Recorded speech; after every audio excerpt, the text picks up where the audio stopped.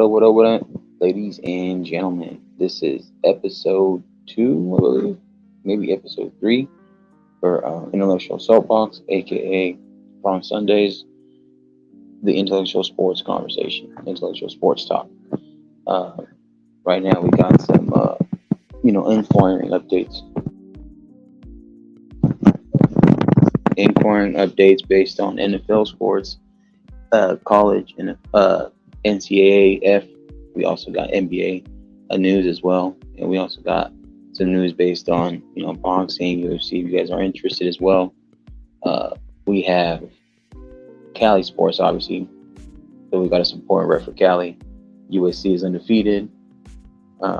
Unfortunately, the Rams lost. Whoever is a Rams fan, we have the Niners who won big against the Panthers. We also have the Oakland Raiders. Let me check. I do believe they have a bye week. If not, they had a win or lost. I have to double check on that. We have the Chargers who squeezed out a victory against the Browns, and we also got. I believe that's about it. And then obviously UCLA, I think from the NCAAF, also they lost. But we're majority USC fans over here. I do want to say shout outs to anybody that's here right now. Let me see. Let me just.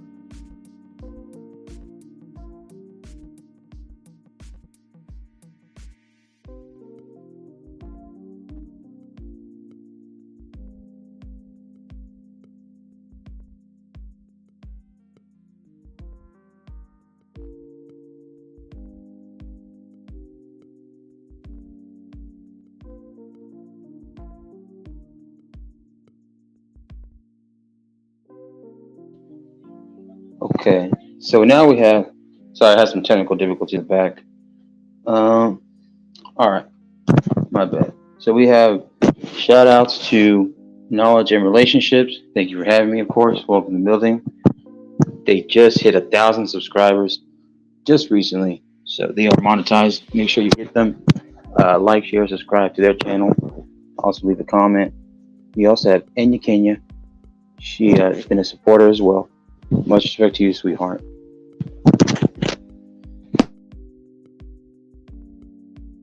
We also have, obviously, the main person of the channel. You got Wally. He's always been a loyal supporter. World Top Productions. Make sure you'll hit the link, like, share, subscribe to his channel. Show respects to Mr. Best in the World 84. He is the man of the channel. Yeah, I think we're all caught up so far. So yeah. Let's go real quick with some updated scores real quick. Let's see. So we got we always had that boring Thursday night game against the Denver Broncos, right? So it was 12-9. it was showing horrible offense on both sides, you know. But it was just a game of field goals, 12-9. So people now are overthinking, thinking, "Hey, did we spend too much money for Russell Wilson? Was it too much?" You know, and the offense has been pedestrian. Of course, they should probably maybe give him a couple, weapons and make it worthwhile. But the mood wasn't. It's not working out as much as we thought it was. They're producing very low points, to the point where it's like almost unwatchable. Is it his first season? Well, understandable. He has been used to the Seattle Pete Carroll offense. Keep giving a little pizzazz, and they obviously did have more weapons. They had more of a line.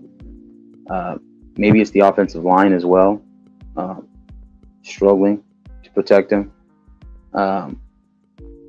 So there's that issue. Obviously, the Colts aren't known to be such a good team either, but the Colts, they'll make you worthwhile a little bit, I guess. They're both 2-3 now. You obviously had, because we're talking about the AFC West right now. We got the Chargers, who broke down their offense, and obviously they did great. They put up the numbers.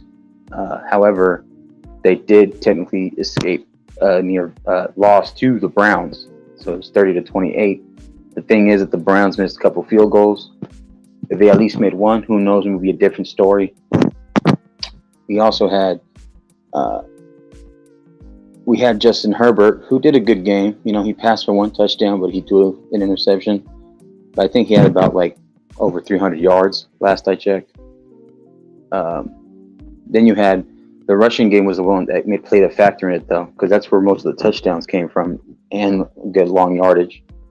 That was an issue in itself that the Browns couldn't stop, even though Nick Chubb did his thing. He's probably the only good thing on that team that's consistent. The defense needs to do some adjustments for Cleveland. Cleveland is that team, though, that has been that dog this year that if it wasn't for, a few plays here, and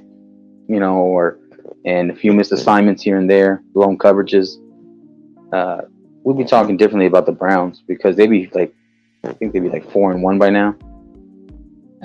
And then, you have the issue with, obviously, Deshaun Watson.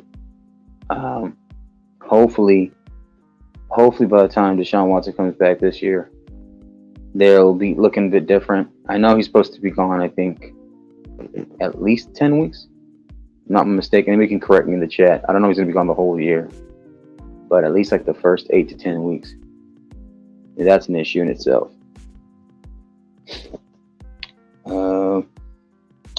Also, we had the San Francisco 49ers versus the Panthers. Anybody who's a Niners fan out there in the Bay Area? It was a shellacking. That's what we call it, a shellacking. Poleaxed the Panthers. It's 47 to 15 or something like that. 37. I'm sorry, 37 to 15 or 47. What can I say? What can I say about that game? We didn't have that much game back there because you have Baker Mayfield under center on one side, and we know that Baker Mayfield has probably one of the top worst QBRs and worst lower ratings in the NFL, the National Football League. It is what it is. Did they have a couple close games they could have won in the first year? Sure. Is it his first year there? Sure. They technically don't have any all-pro receivers on that team. And they don't have any, the only thing they have as a weapon, I think, is DJ Moore and Christian McCaffrey. I think that's about it. Then you have on the Niners side, so they have that thing where Jimmy Garoppolo, for some reason, gets a sort of luck where they get on a streak. And Jimmy Garoppolo ain't that accurate, but at least he's a better quarterback than Baker Mayfield. I think Jimmy Garoppolo falls under maybe the top 16, top 15, around there. That's probably where he falls under, right in the middle. Good enough to start, but not good enough to maybe push you that long. Because at the end of the day, that Niners team is based on defense and the running game. That's the thing about the Niners, which I do got to give them the respect. Bosa, you know, Bosa is the one that Nick Bosa is the one that he's one of my favorite players to watch. Um, so you remember the Niners defense is kind of like the defense you see. Remember back in 2011, 2012, 2013. It's starting to look like that right now. So, yeah, they have Rashad Morstead. So Rashad Morstead, he's the one, obviously doing his thing. He might be a Pro Bowler. George Kittle, obviously doing his thing when they give him the ball. So, and George Kittle is like a top 3, top 2 tight end in the league at his all caliber. He's like a top 3, top 2 tight end. He has, some size. He still has his athleticism and speed. He can catch after the run. He can block. So you got that, and then you got the fullback, Puschik. Those are all formidable players. And they're Pro Bowlers, so you can't go wrong with that. But they won big. So hats off to the Cali teams that won. I know the Rams lost recently to the Cowboys 22-10. Cooper did have a nice touchdown. Matthew Stafford did his thing with him for a little bit, but other than that, they missed a field goal in the game. Even with that field goal made, it still wouldn't have made a difference. The Cowboys still would have won 22-13. It was pedestrian. So, the Cowboys and any Cowboys fans out there who were celebrating, I know there's plenty of Cowboys fans in Cali, obviously out there in Arizona and Texas or New Mexico area. A lot of Cowboys fans, even in Vegas too, Nevada. Can't forget about them. And speaking of the Raiders, let me check real quick. I'll come back. Also, I want to make sure I do shout out to Simon Hectic. Also, thank you for stopping by. Just talking sports and stuff, so just chopping it up. I know over there, football is different than the football over here, so soccer, But welcome, Simon. Thank you for stopping by. Make sure you guys hit the link, like, share, subscribe to this channel. Helps out Mr. Best. Make sure you can get it monetized as soon as possible. Any contributions are much grateful and needed. If you'd like to, we appreciate everybody. Thank you so much. Let me see real quick.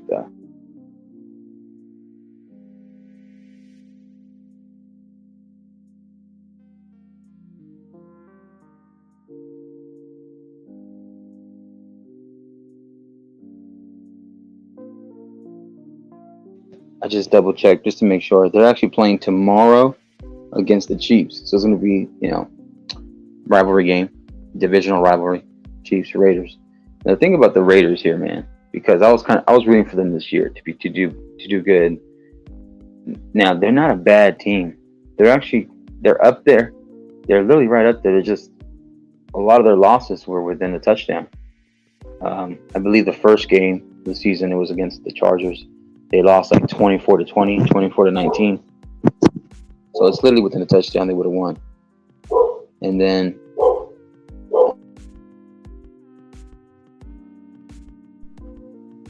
oh shit, welcome to the building, Simon. What up? Hey, UK zone. Simon, you there?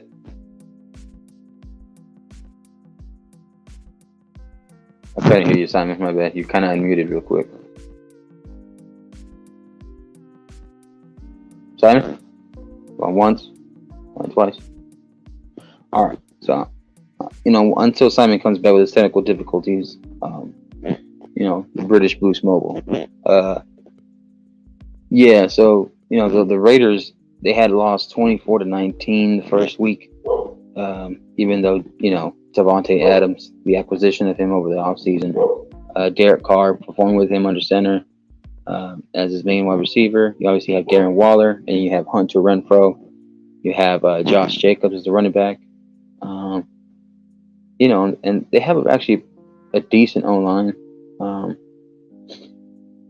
And their defense isn't half bad. I know they have Max Crosby, and they also got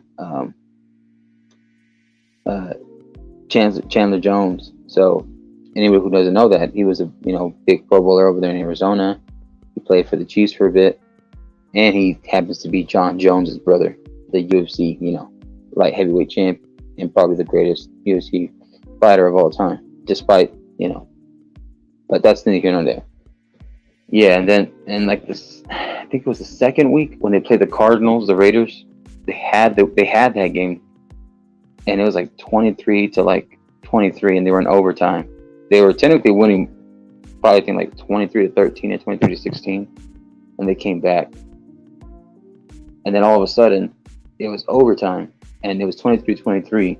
The Raiders fumbled, and the Arizona forced the fumble. Obviously, scooped and scored, and that's how the game went. That's one of the worst ways, and one of the most fugazi ways to win a football game. And that's a game that I don't think Arizona deserved to win, obviously, and they had it. Raiders were doing so good until they choked at the end. So, bittersweet. But yeah, that made them 0-2. That made them 0-2, and then you will go on to the third game of the season. It was against, I believe it was against the Titans. Yeah, it was against the Titans, and I think they just barely lost to the Titans. Also, I think it was by like 2 or 3 points. It was like 24-22 or something like that. And that wasn't a good. That was a sour feeling because they had got the touchdown towards the end of the game. They just didn't capitalize on tying it to send it to overtime. And if you keep catching the drift of this, they're this close. And it just happens that they play good for a half of the game, and they play sloppy for the second half or the first half. Yeah, and not that good at times, but I still give them a chance. I still maybe have the Raiders squeezing into the wild card. I think you'd be surprised with the resurgence. They might even win the wild card playoff game, but who knows? You also have, now that we're moving on away from the Cali teams, we want to make sure we give a little shine out to the rest of the National Football League. Anybody else who is a fan outside of the California section. Want to give some quick shout outs though, real quick. Shout out to Critically Drinking, aka Arshawn. You can catch him on YouTube and on Twitch. He says, "What up, Marcus? Salute to the end of Soapbox." Yeah, welcome, man. Welcome. Yeah, man. So he's saying peace to everybody and giving his respects. And your Kenya's still here. But yeah, it's just like let's see. I think I did see the Patriots winning.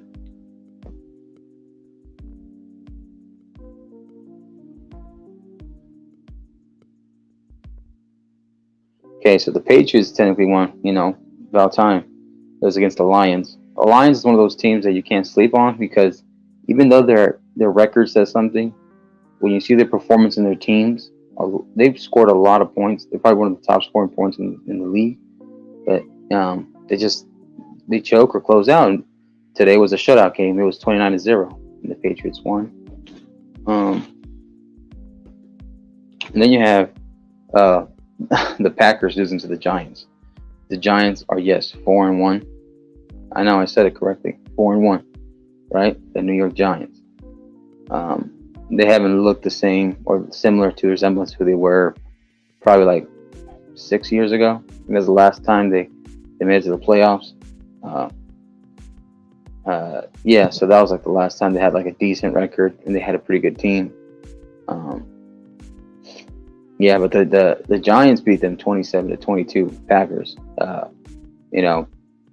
Aaron Rodgers, it wasn't clicking as much as it was, and then the Giants just was able to hold them out. They were able to hold them out, and then you also had. Let me see.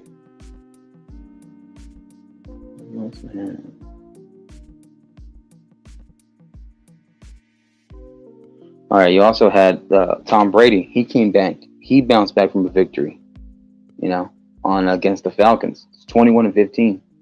21-15. He was 21. Brady hasn't been obviously the best he has been before. He hasn't turned the ball over though. He's very minimal. I think he only had like maybe 1 or 2 interceptions this year. I'm not mistaken. That's only the amount he's been throwing so far. Um, so what's up, Wally? Gotta welcome Top Productions. What's up, man? Oh man, the games, boy, the games is crazy. Oh man, Yeah. Hey, were you able yeah, to hear me okay? On the back end? yeah, I was gonna be here. Okay. I just want to make sure my mic isn't too loud. Yeah, Um, but yeah, man, we had. I was just talking to him. I was breaking it down, like, because I started off with the California teams first, and then I broke it down to their opponents who they lost, and I'm just opening up to the rest of the league. I just talked about the Patriots winning almost 30-0 against the Lions. I talked about the right. pack. I talked about the Packers uh, losing to the Giants. Giants, actually beat them in their home field. Uh, and then they had Tom Brady come back because last week he lost against the Chiefs. They won 21-15 to the Falcons. Uh, oh, Mr. Matrix is back. What's up, Simon? Simon, you there? Yeah, yeah. I had to, switch computers and stuff. Like I don't know what's going on before, but Oh, God damn, huh? Yeah. Try not to be at. You kind of had it kind of loud. Make sure you have it like a medium level. That way I can hear you, but you don't I over. Gotcha. I try and sort that out. You're good. You're good right there. Your volume is perfect right there. Yeah, and then I also talked about Wally. I was talking about the Niners who had beat the Panthers like 37 or 47-15 last I Yeah, checked. 37-15. Yeah, So that was a shellacking. You know, um, and then who else was playing too? Oh yeah, I talked uh, about how like uh, the field goal game on Thursday was a boring game. Remember, Wally, you telling me that? Um, that was so. I'm surprised. I am surprised. That was trash. That was trash. Oh my. I mean, honestly, Broncos should have at least swarmed the Colts. Honestly, I don't see how that even came to what it came to. That is just horrible. And let alone yeah, they're the ones that actually won. I mean, that's horrible. They were making memes all over. yeah, no, like, and the thing I was talking about earlier, I was like, you gave him such a huge contract, but you didn't think of adding any other weapons to Russell Wilson's advantage, like, because that was the thing between Seattle was at least Seattle he had potential All Pro bowlers. You had DK Metcalf was a Pro Bowler. You had Tyler Lockett. His years when he got drafted, he delivered with. He had a good connection with Russell Wilson. Right. And then you have, I think you have Washington. You had Baldwin. You had a Curse, Javon Curse. You had, and then the tight ends they had. You had Carlson. You had Jimmy Graham. You had Luke Wilson. And then you had like a decent running game. Obviously you had Marshawn Lynch. You had other running backs. I think it was Chris. Is it Chris something or like Carson? There you go, Carson. Uh, he was a good running back. But then you got to rethink. It's like, all right, now you got to require something before the trade uh, or free agency or something, right? Like sign somebody that can give him some hands to catch the football. Because you can't just be scoring 10, 11, 9 points in the league, especially nowadays in this league. It's too many athletes, you know. But anyways, do you guys have anything you guys want to talk about as I'm going down from the scores? Simon, Wally? Um, yeah. So, have you heard of the whole like concussions going on? Because it's crazy. Which are you talking about for is it for Tua and stuff? Like, okay, the Tua part, that's one thing. 'Cause I know ever since that, I mean, the guy that was checking him before, he got fired because of the call that he made previously. And I know Tua right now, he chose to stay back and he's checking up with another person amongst his concussion injury.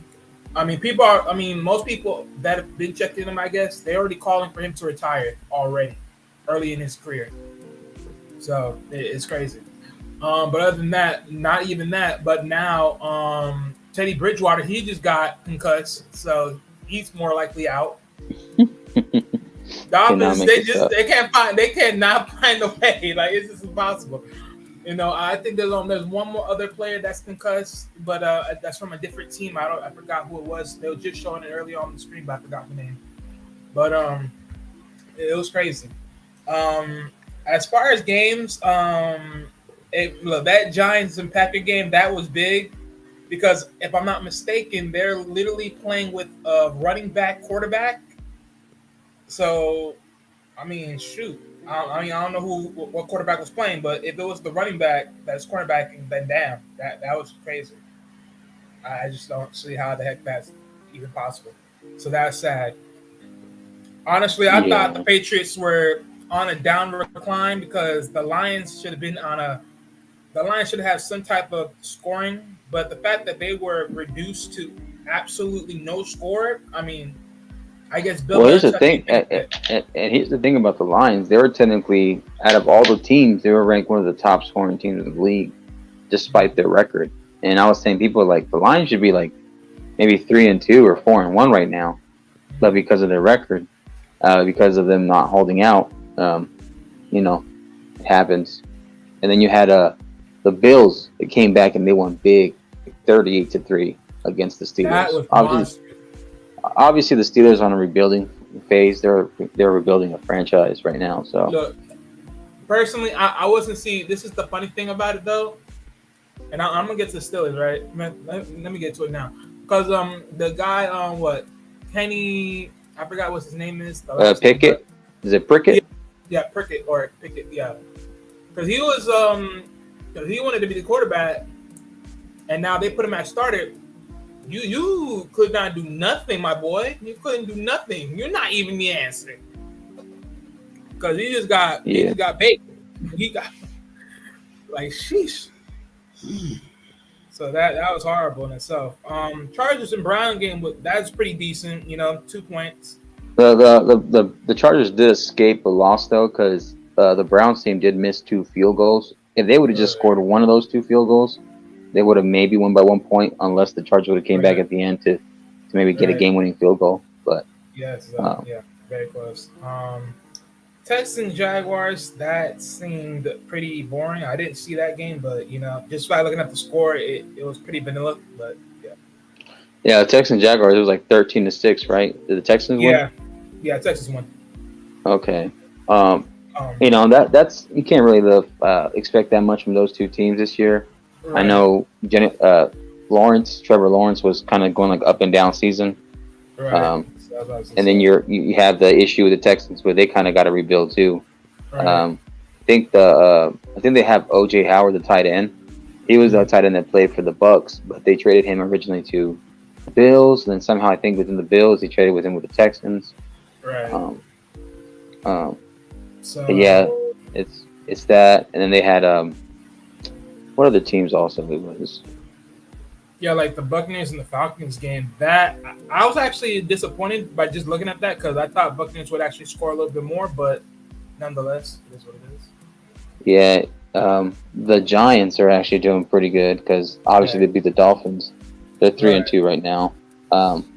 There's Zach Wilson and no. Giants didn't play the Dolphins. That was the Jets. No, I know. That's what I said. The Jets. You said the Giants. No, I said the Jets. It was New York. They got more than one team. It was like 40-17. Yep, 40-17. So it looks like an up and rise for New York, man. They got some. You got the Giants who are 4-1, and you got the Jets who are 3-2. Yeah, but the Eagles right now they're sitting on top. Though. They're 5-0. Yeah, and the Eagles. A close game. Yeah, the Eagles barely did win 20-17, so that was a close game. Yeah. And Simon, let me know. You want to chime in, bro? If you want to say something, let me know. I'm cool. I'm just listening. At the moment. All right, then. Let me get through these final scores then. So then we got the Titans and the Command. Oh, my bad. Yeah, I'm gonna say the Bears and the Vikings. So that was a close game, 29-22. Yeah, one touchdown. Yeah, by a touchdown. Here's the thing about the Bears. They're kind of like up and down too. And I think this is like the most they probably scored all season, 22 points in a game. Justin Fields is kind of getting in his rhythm. He is a great I think he's actually a really good passer, and he's a great running quarterback too. So, um, then you got the Titans and Commanders. It was actually a close game as well. Right. 21-17. That's like 4 points. Yeah, so it's literally a touchdown. The Commanders would have won, but Right. it still Now, would have made a difference right. because Now, you know Saints Seahawks, that was a really good game right there. yeah. Yeah, the Seahawks. It was what? It was like 39-32. That was the Yep. final score. Yeah. So you Only a had yeah. So touchdown you away. had yeah. So you had the Saints and you had the Seahawks, and Geno Smith was actually playing one of his best like quarterback games I saw, especially that the way he bombed it at the end of the first half. Great connection with that receiver he did. I think it was to Tyler Lockett. You know, the Seahawks. They're catching their stride for a bit. I know they have like 2 or 3 losses. Um, Right. but Um, the Saints. The thing about the Saints, right, is with Jameis Winston. It's tough to say that you can get wins from him. I mean, you could, but is he a playoff quarterback? Is he a guy that can carry his team for a full season? yeah. I mean, I to don't see me, it. I think that already sell. That ship sailed a long time ago.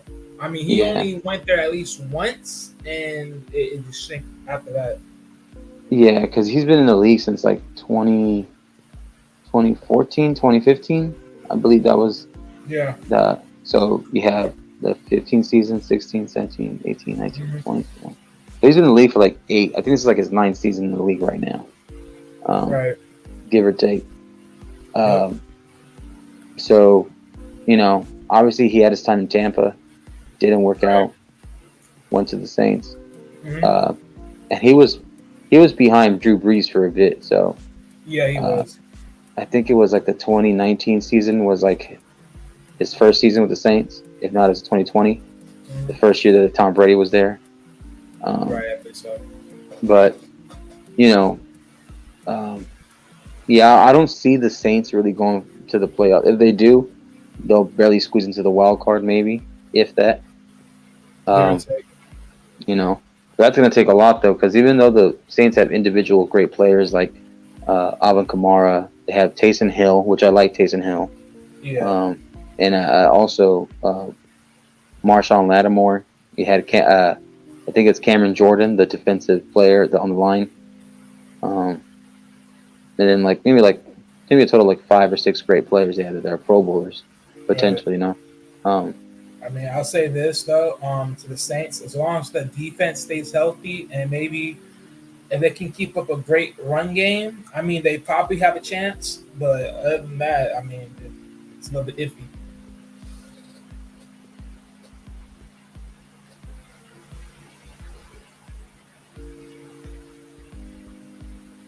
yeah, and you also have obviously the last game we're going to cover. I know they have a Sunday night game coming on in a bit, but Yeah, they do. um, we're going to talk about Yes. like the Eagles and the Cardinals. So obviously that was a close game, but it was kind of a defensive game, a little bit of offense. 20-17. Mhm. Um, obviously they squeezed it out, field goal victory.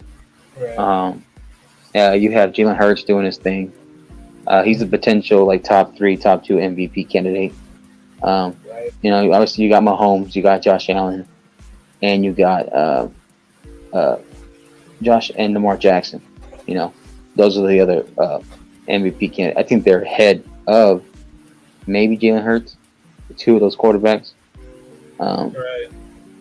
I and mean, this is but no, I was gonna say, and this is no shot to, um, obviously Jalen Hurts, right? This is his mhm. first year where you see him consistently be good because I think he's been in the league since like 2020. I think he's I been in the league. believe so. Yeah.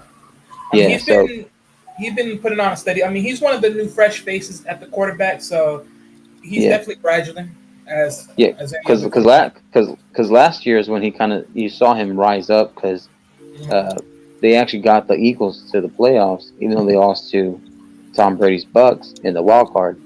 Right. Um, and you have what AJ Brown and you got uh, Devontae Smith, who are a great, receiving There you go, duo. Jay. I want to welcome real quick. Truth is never favored. Truth and Purpose Nexus. Shout out to him and shout out to Jay Takashi. Thanks for stopping by, joining What's in. going on, gentlemen? How you guys doing today? What is that? What's up? What's up, man? How you doing, man? Doing good. I'm done. Thank you. How you doing, bro? Good. Yeah, we're just chopping it up right now with football and stuff. So I don't know if you guys want any chime in, any opinions, critiques, whatever you guys want to talk about, real quick.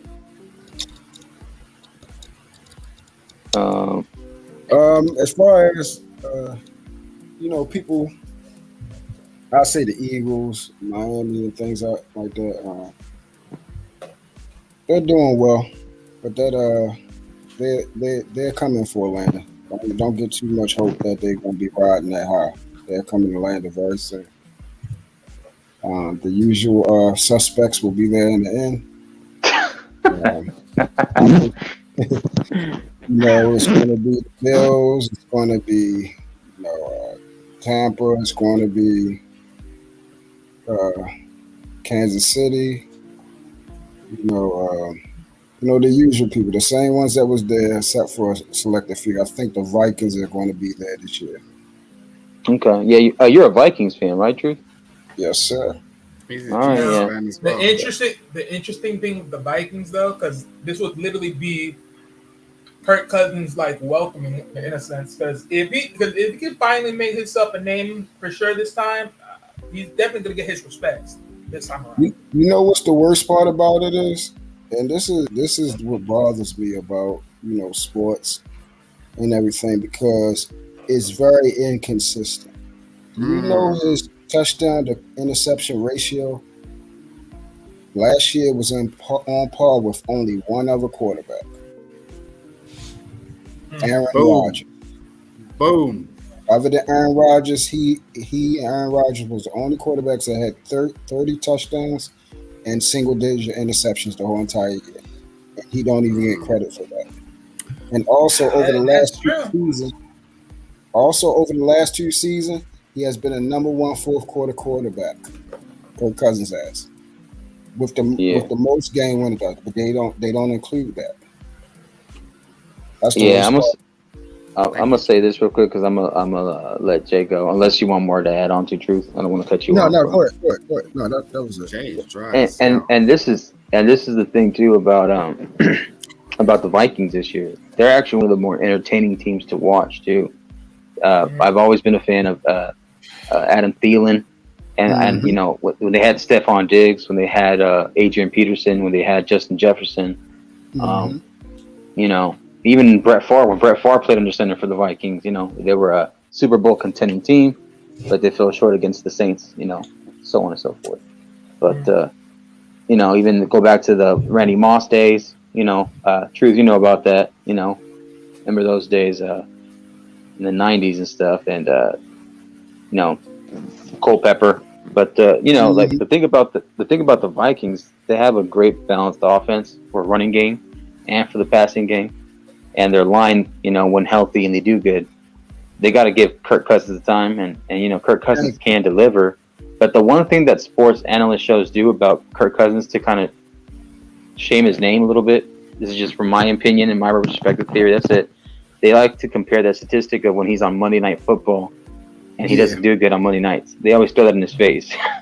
But that's some small stuff, though. But one thing I'm going to give Kirk Cousins some decency of, though, is this is why you always got to remember, because when Truth brought up the stats, right, this is why negotiation is such a powerful tool.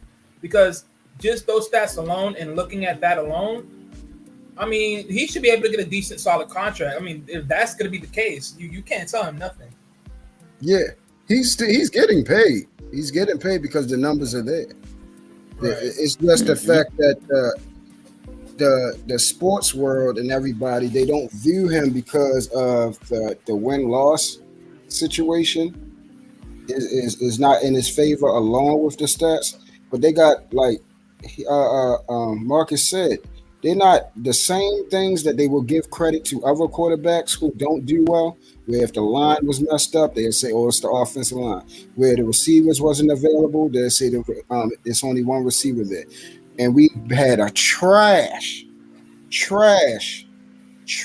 I'm gonna say it again, trash defense over the last 3 years, and it's looking like it again this year. And then last year we had so many injuries on the defense that it wasn't even funny.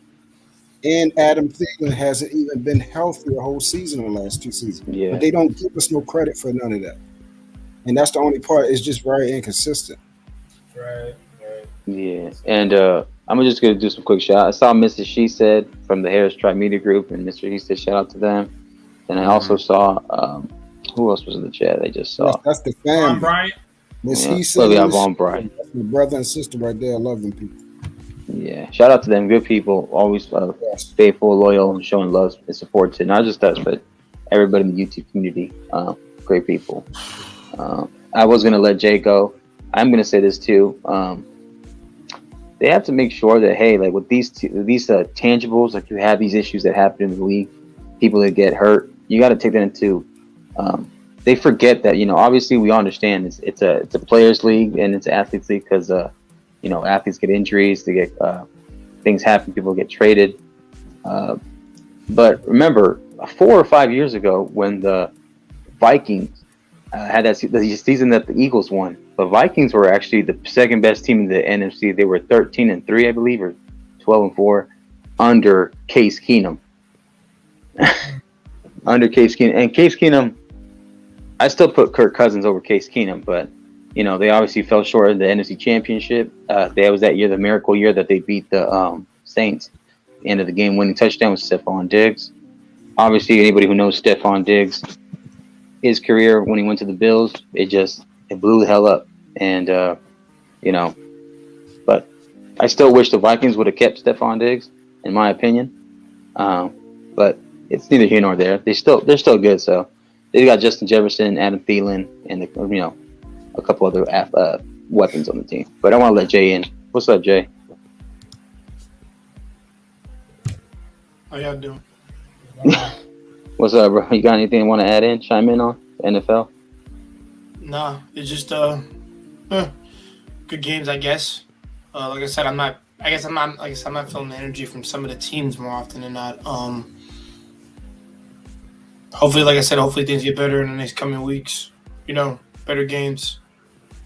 And Rams lost, so I'm not ticked about that. It is what it is there. It's not fucking up, but it is what it is there. Nothing really else to add. I got nothing for y'all. But All right. Well, yeah, that's really it. yeah. So let me come up in here real quick. Just to add on to what you guys said earlier, drama sells, and that's the reason why they could always do that. That conflict of telling people, oh, they suck and everything else of that nature because of this and this of the tangibles. But just to add in another peaceful talk, 49ers and the Panthers, as we all know their situation.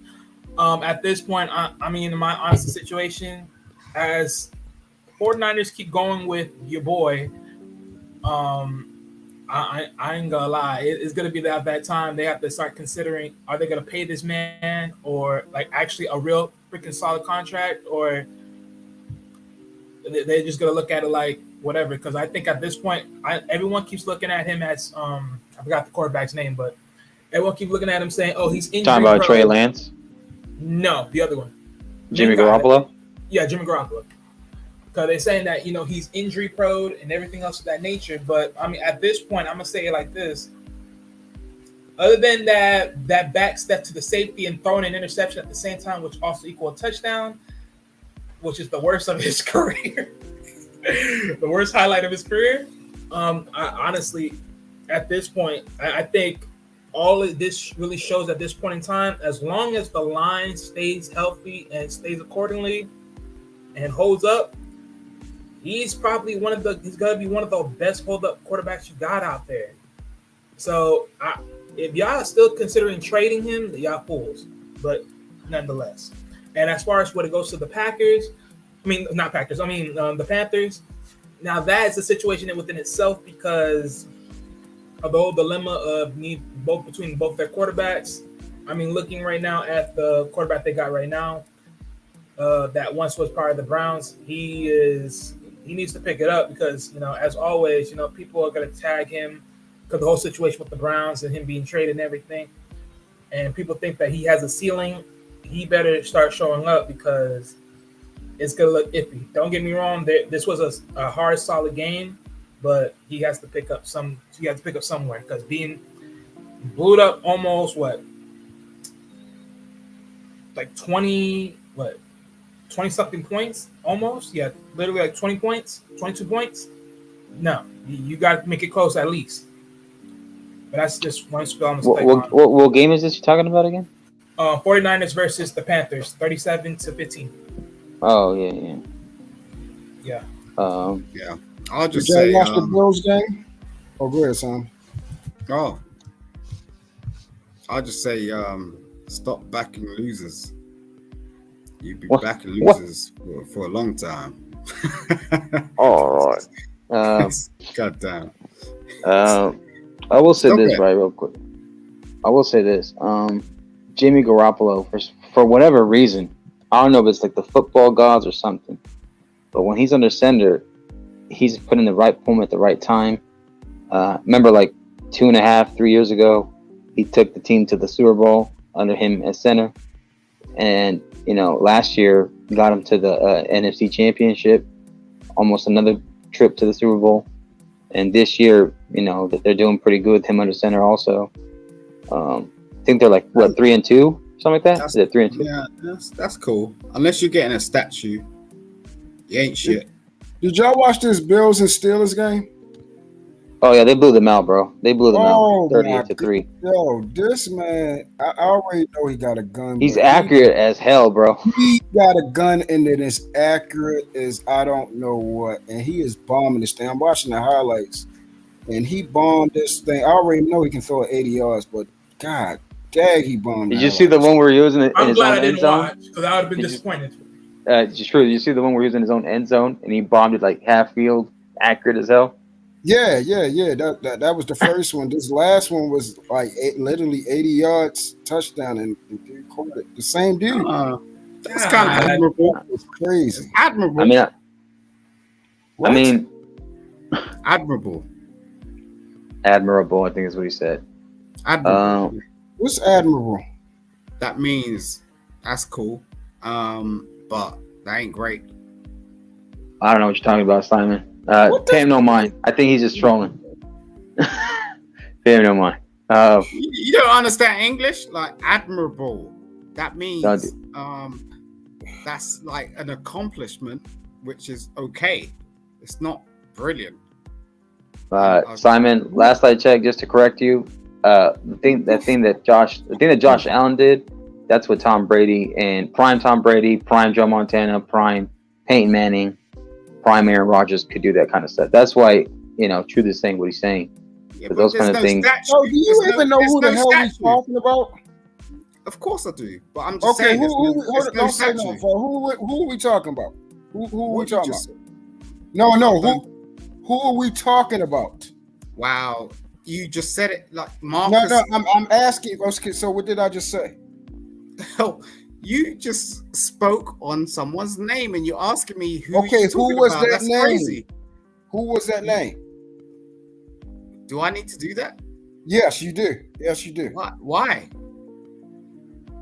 You just said it, like Marcus just said it. Okay, so what did I just say? Since you said it was admirable, what did I say that was admirable? Are you getting touchy or something? I'm asking you a question. What did I say that was admirable? No, what you're doing is you're trying to be in a situation. What did I say? What was admirable? Who are we talking about, Simon?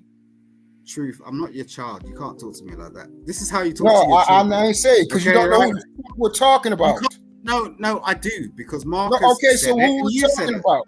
What team are we talking about? I'm not about to do that with you, Truth. Seriously, like, God don't. Dang, yo, why do y'all even bring this man up here? Look, you talk to me like I'm your child. I'm not your child. I'm not 2 years Hey, old. Okay, Jesus do not Christ. do that. Because you be That's wrong. saying stupid stuff. No, you're saying You say stuff. stupid You, stuff. I asked you, you a question. Everybody I up don't here, care what your question's about. everybody up What? here knows who we're talking Oh, about. here we You're gonna go. say something Everybody. stupid. No, it's you. You're talking, right? Not Yeah, everybody. I am talking because you don't know what the fuck you're talking about. Oh, You just All right, up just here. all right, all right, hold on, just all right, because all right, you fella, say all right. that, Simon, just Simon, because I Simon, don't, Simon, Stupid Simon, ass. wow. Simon, Simon. You don't even know who we're talking Simon. about. You're gonna say that's Adam, bro. I asked Oh, you who really? we're talking about. You Come don't on, even Truth. know what we're talking about. Truth, go All the right. fuck up. Like that, All that's right, some gents. wrong shit. Hey, like, Simon. Come on. God Simon. damn, yo, you annoying as fuck. Bro. No, it's just I don't comply with you. That's your No, problem. you annoying. You be No, saying I don't any comply fucking with thing. you. You want me to bend over. Goofy That's what as you shit. want You me don't to know do. what the You fuck want me you're to bend talking over. about. Oh, Truth says something, That's what bend it is. You over. don't know Fuck what the you. fuck you're talking No. about. No. You never know what the Don't fuck you're work like talking that. about. No, it don't You're work like that. aggravating as I've fuck, never bro. had a problem with you. Never. You want me to bend the fuck over. That's what you want niggas to do. No, I don't want wanna you to come bend in the shit over. spaces You just and go, oh stupid yeah, fuck. I'm Truth. Bend the fuck over. No. I ain't Motherfuckers bending was the fuck kicking you over off for the show the other day. Oh, give me a break. They was kicking you the fuck out because you stupid as shit. Oh yeah, of course. I'm stupid. That's as shit. why. That's not the point. The point is you That want is the niggas point. to bend You're stupid over. as fuck. Oh boy. That's what the point is. I love don't you, even know Truth. why they allow your dumb ass up here. I love you. This I is a love fucking you. sports show. You're my butterfly. You're my butterfly. I wake up in the morning. I think, oh, Truth. Oh, Truth. He looks so beautiful. All right. He looks Hey, so you guys, beautiful. hold on. Hey, let me just pause real quick. This is a sports conversation, and I know And that's Simon. what I did. I asked him a sports question and he couldn't even answer. Yeah, let's just let's stay on topic. Let's never mind that. Don't even pay attention to that. Truth. Yeah, just going back to the thing though. We still got the Monday night game that's got to come up too on tomorrow. Chiefs and the Raiders. Obviously, the Baltimore Ravens are winning right now, so it's up to like 3-0. Last I checked, I think they're in the end of the first quarter, beginning of the second quarter. Yeah, who you see winning for that game? I got Baltimore winning it. Yeah, I got Ravens. Despite there are a couple of losses they have, they should be 4-1, if not maybe undefeated. I know this is going to surprise y'all, but I'm not a Ravens fan. Yeah, that's blasphemy. Yes, I'm from Baltimore, and I'm not. And you're a Vikings fan? Yes. Oh man. Okay, so just to put it this way, I'm a Kirk Cousins fan. That's okay. Okay, so you remember him in Washington Redskins? I guess. Yes. Oh, been a fan ever since he came in. The reason why I got caught up because I was actually a RG3 fan, and he was his backup, and of course I was rooting for RG3. Truth, you not a Ravens fan? No, sir, brother. Nope. I'm not. I'm not. So he was a backup for RG3, and that was when RG3, he won the Rookie of the Year. He was balling out, and then of course he got that injury playing against the Ravens. Ravens broke his leg. And then that's when Kirk Cousins started coming in. And of course, I was like, man, this he ain't gonna be able to do what RG3 but he came in and he was balling. And then I was like, you know what? I'm always gonna respect somebody that come in, they're the underdog, people put him down, and then he was doing his thing and he was accurate as hell. And then got him to the playoffs. Yes. And the thing that made me love him, when everybody was putting him down, even the daggone office was putting him down. And he won that big ass game. And he said, "You like that?" I said, "Yeah." I said, "I'm rocking with him now. I'm rocking with him now, shorty. You like that? Yeah." Yeah. Whatever that is. Yo, yeah. I was like, "Yeah, shorty. I'm with you now. I'm with you." And just a side check, real quick.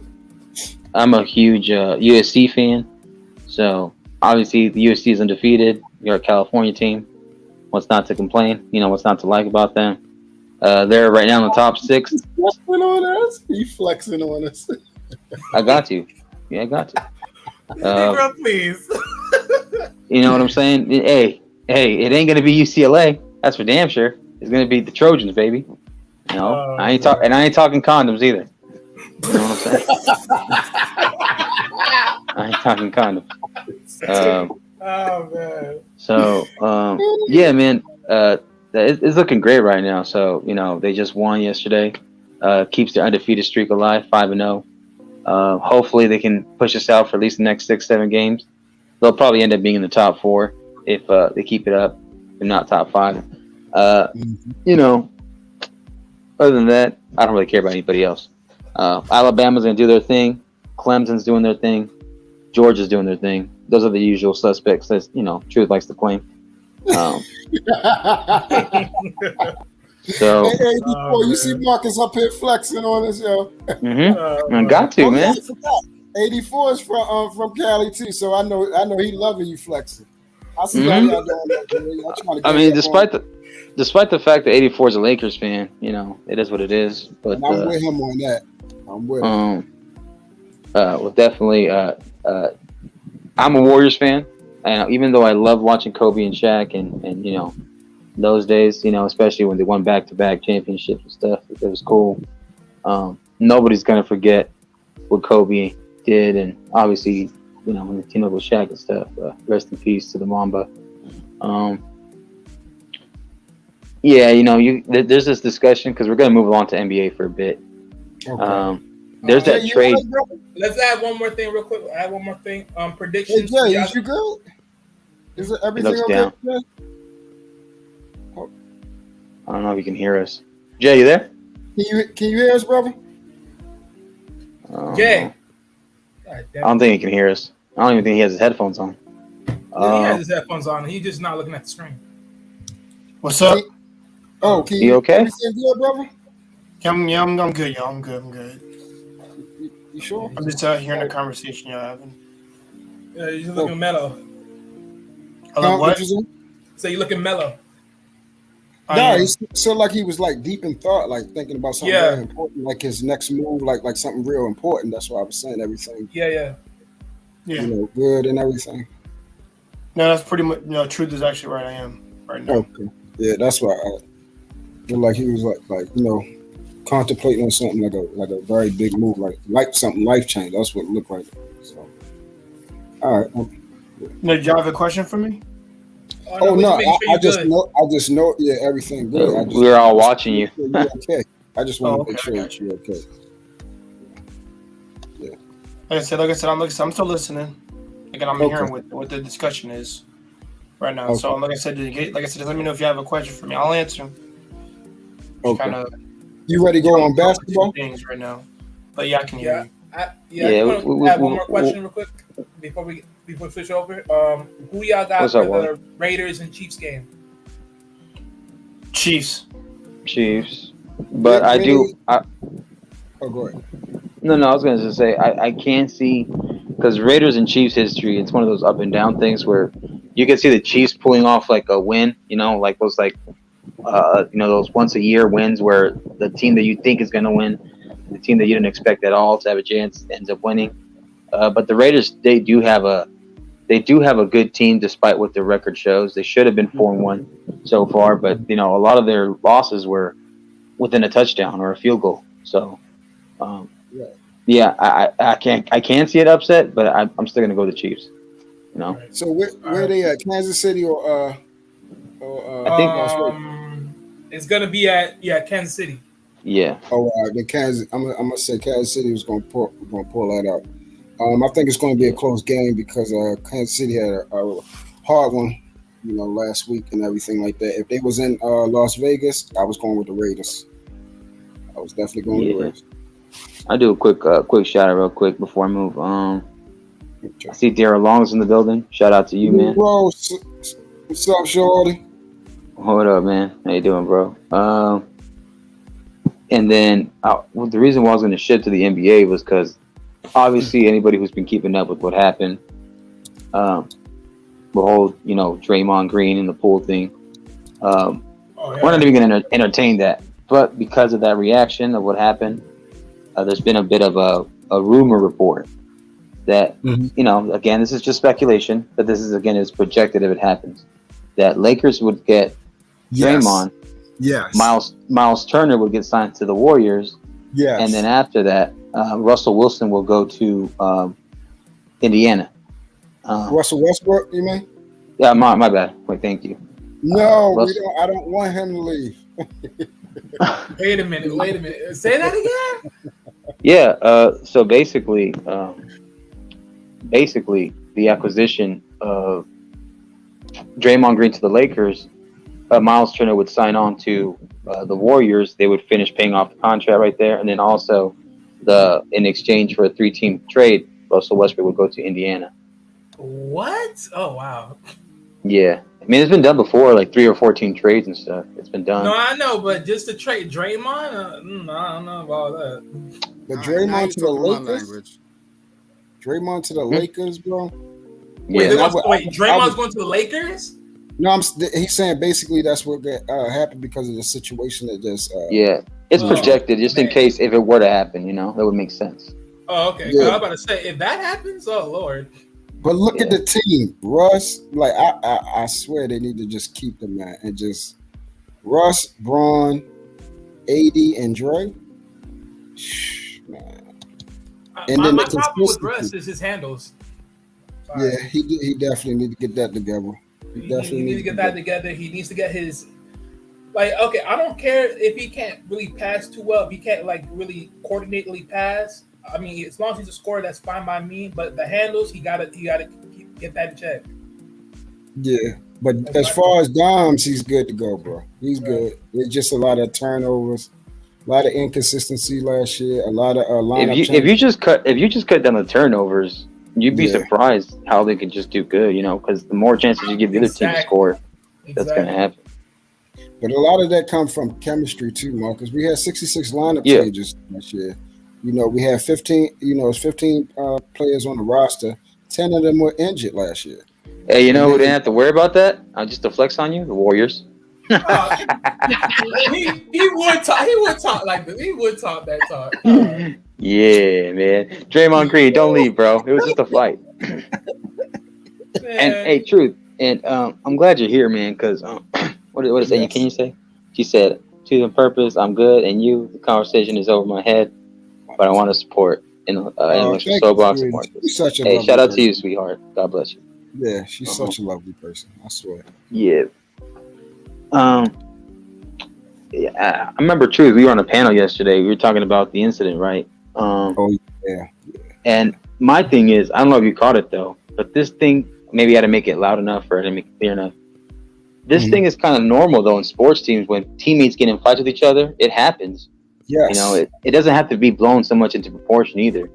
It could just be testosterone buildup, pent up aggression, people being lazy at practice, people not pushing each other at practice, stuff like that. And the team gets frustrated. A teammate is like, "Hey, man, I'm Draymond. I'm the captain. This is Draymond said before, he's like, "Oh yeah, I've let Jordan Poole talk shit to the people. It don't make no bother out of me. It's just words. But if you're gonna be slacking and stuff in the games, and I see at practice you're doing the same thing, I'm gonna call you on your bullshit," which I do respect. I do respect that. Because no, go ahead. No, I was gonna say because the one thing that I see Draymond being, he is the heart of the team of the Warriors. He is the heart. I got to give him that. But that's basically it, though. Truth. What were you gonna say?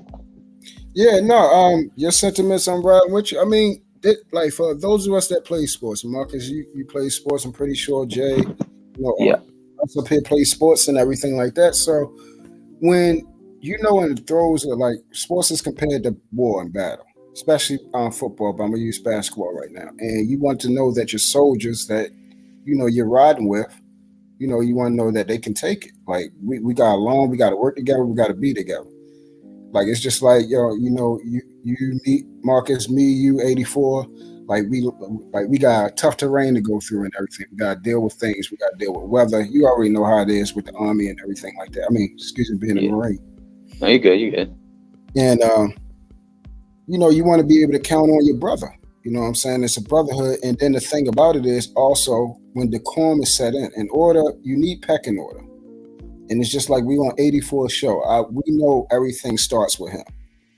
So even though I might have a problem with him in a situation, I'm not going to disrespect him in a manner that even if he's like we're having a disagreement. but I'm not going to disrespect them because decorum needs to be set and laid for everybody around to basically subject themselves to that. So if I'm new and this guy is here as a 4-time champion, heart and soul of the team, 2-time defensive player of the year, been the most consistent person. And what I mean consistent, the best ability is availability. He's proven and made. And you're going to stand up there and buck at him like that and stuff like that. And this is what I try to tell people. I said, look, as far as morality wise, Dre was wrong. Okay. Yeah. When we talk about right and wrong, he was wrong. So now let's deal with as far as decorum and respect for the team setting. As far as Poole, what he should have did was, if he wasn't ready for that, if I'm not with that right now, I'm not trying to fight. I'm not with that. Like, I'm definitely not trying to rumble with no 6'9", 250 dude, mad and already hyped up and everything. Like, I'm not trying to be about that right now. I'm going to wait. Like, we're bumping right now and he's in my face. I'm going to do like how they do in the NBA. I'm going to let them break us up because I ain't trying to fight. He pushed him. He put his hands on him when he was already lit up. Like, hold up. Like, you bucking at me. You disrespecting me. This is my team. You know what I'm saying? I just won another championship. You're new here. And then on top of that, there is speculation that you're basically that you're more valuable to me. Like, you're more valuable to me because you can shoot the 3-ball versus everything that I brought to this team. Like, they didn't start winning until I got here. I was the last piece that made this a championship contender team. Then we started winning effectively. And basically, you've been here now. Now you're more valuable to me because you the third splash brother. And then you're going to get a big head on your shoulder and actually put your hands on me. When I'm pretty sure Dre's gotten his stuff faced like that. I'm pretty sure. But Steph is not going to carry it with him like that. So he pushed him in, and then he got rocked.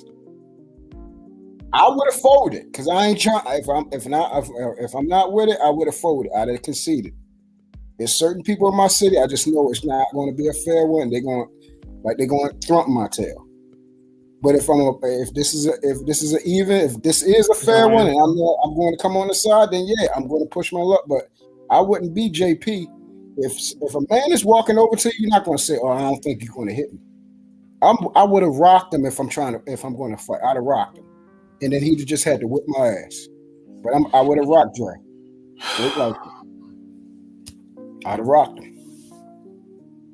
Yeah, and they were people were trying to make speculations that it's because of their contract coming up and stuff and their extensions. Mm-hmm. A big conspiracy. No, man, it's just I think it just built up aggression and testosterone.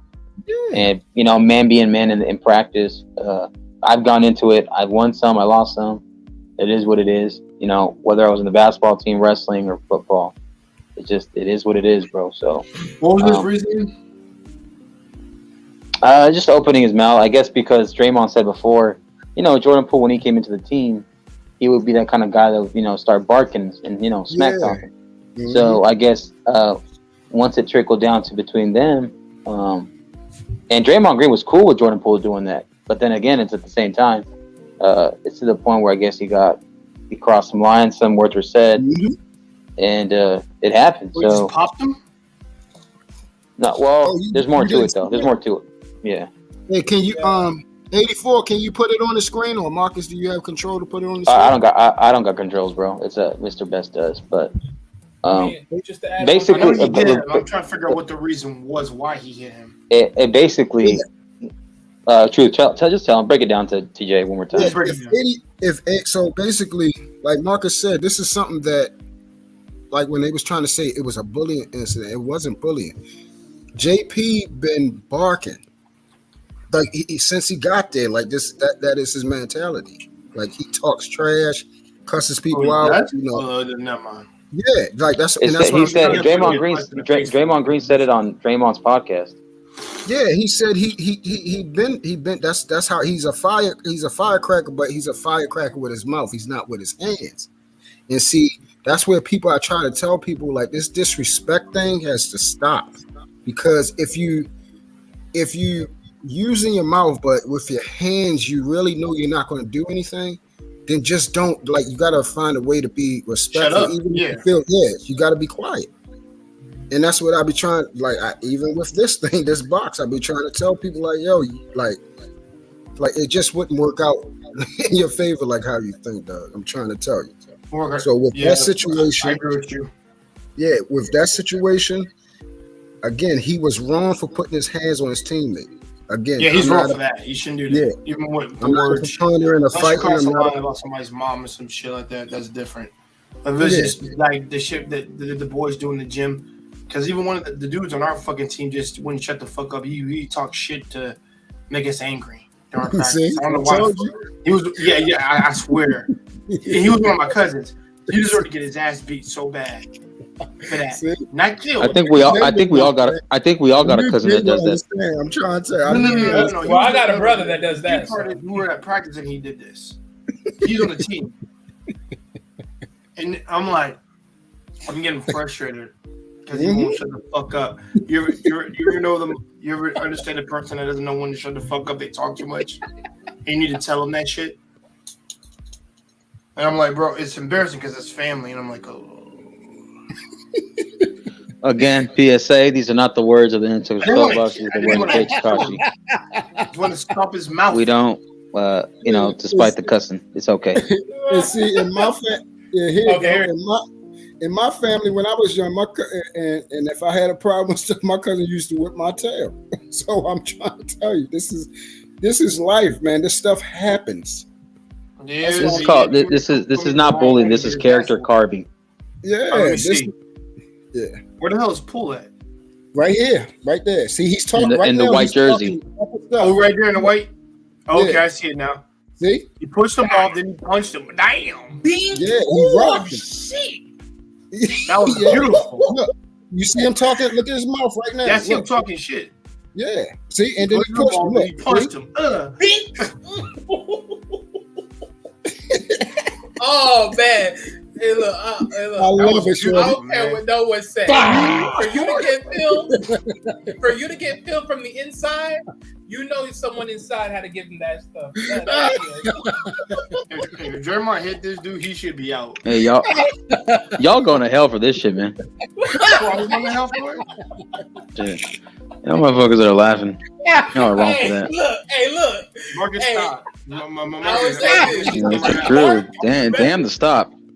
Hey, look, if you bark, you better prepare for what comes for you. I will not do things forcefully, okay? I don't know about that. No, trust me. I won't. You're a whole other Pandora's box, Jay. We'll fix you later. You can't fix me.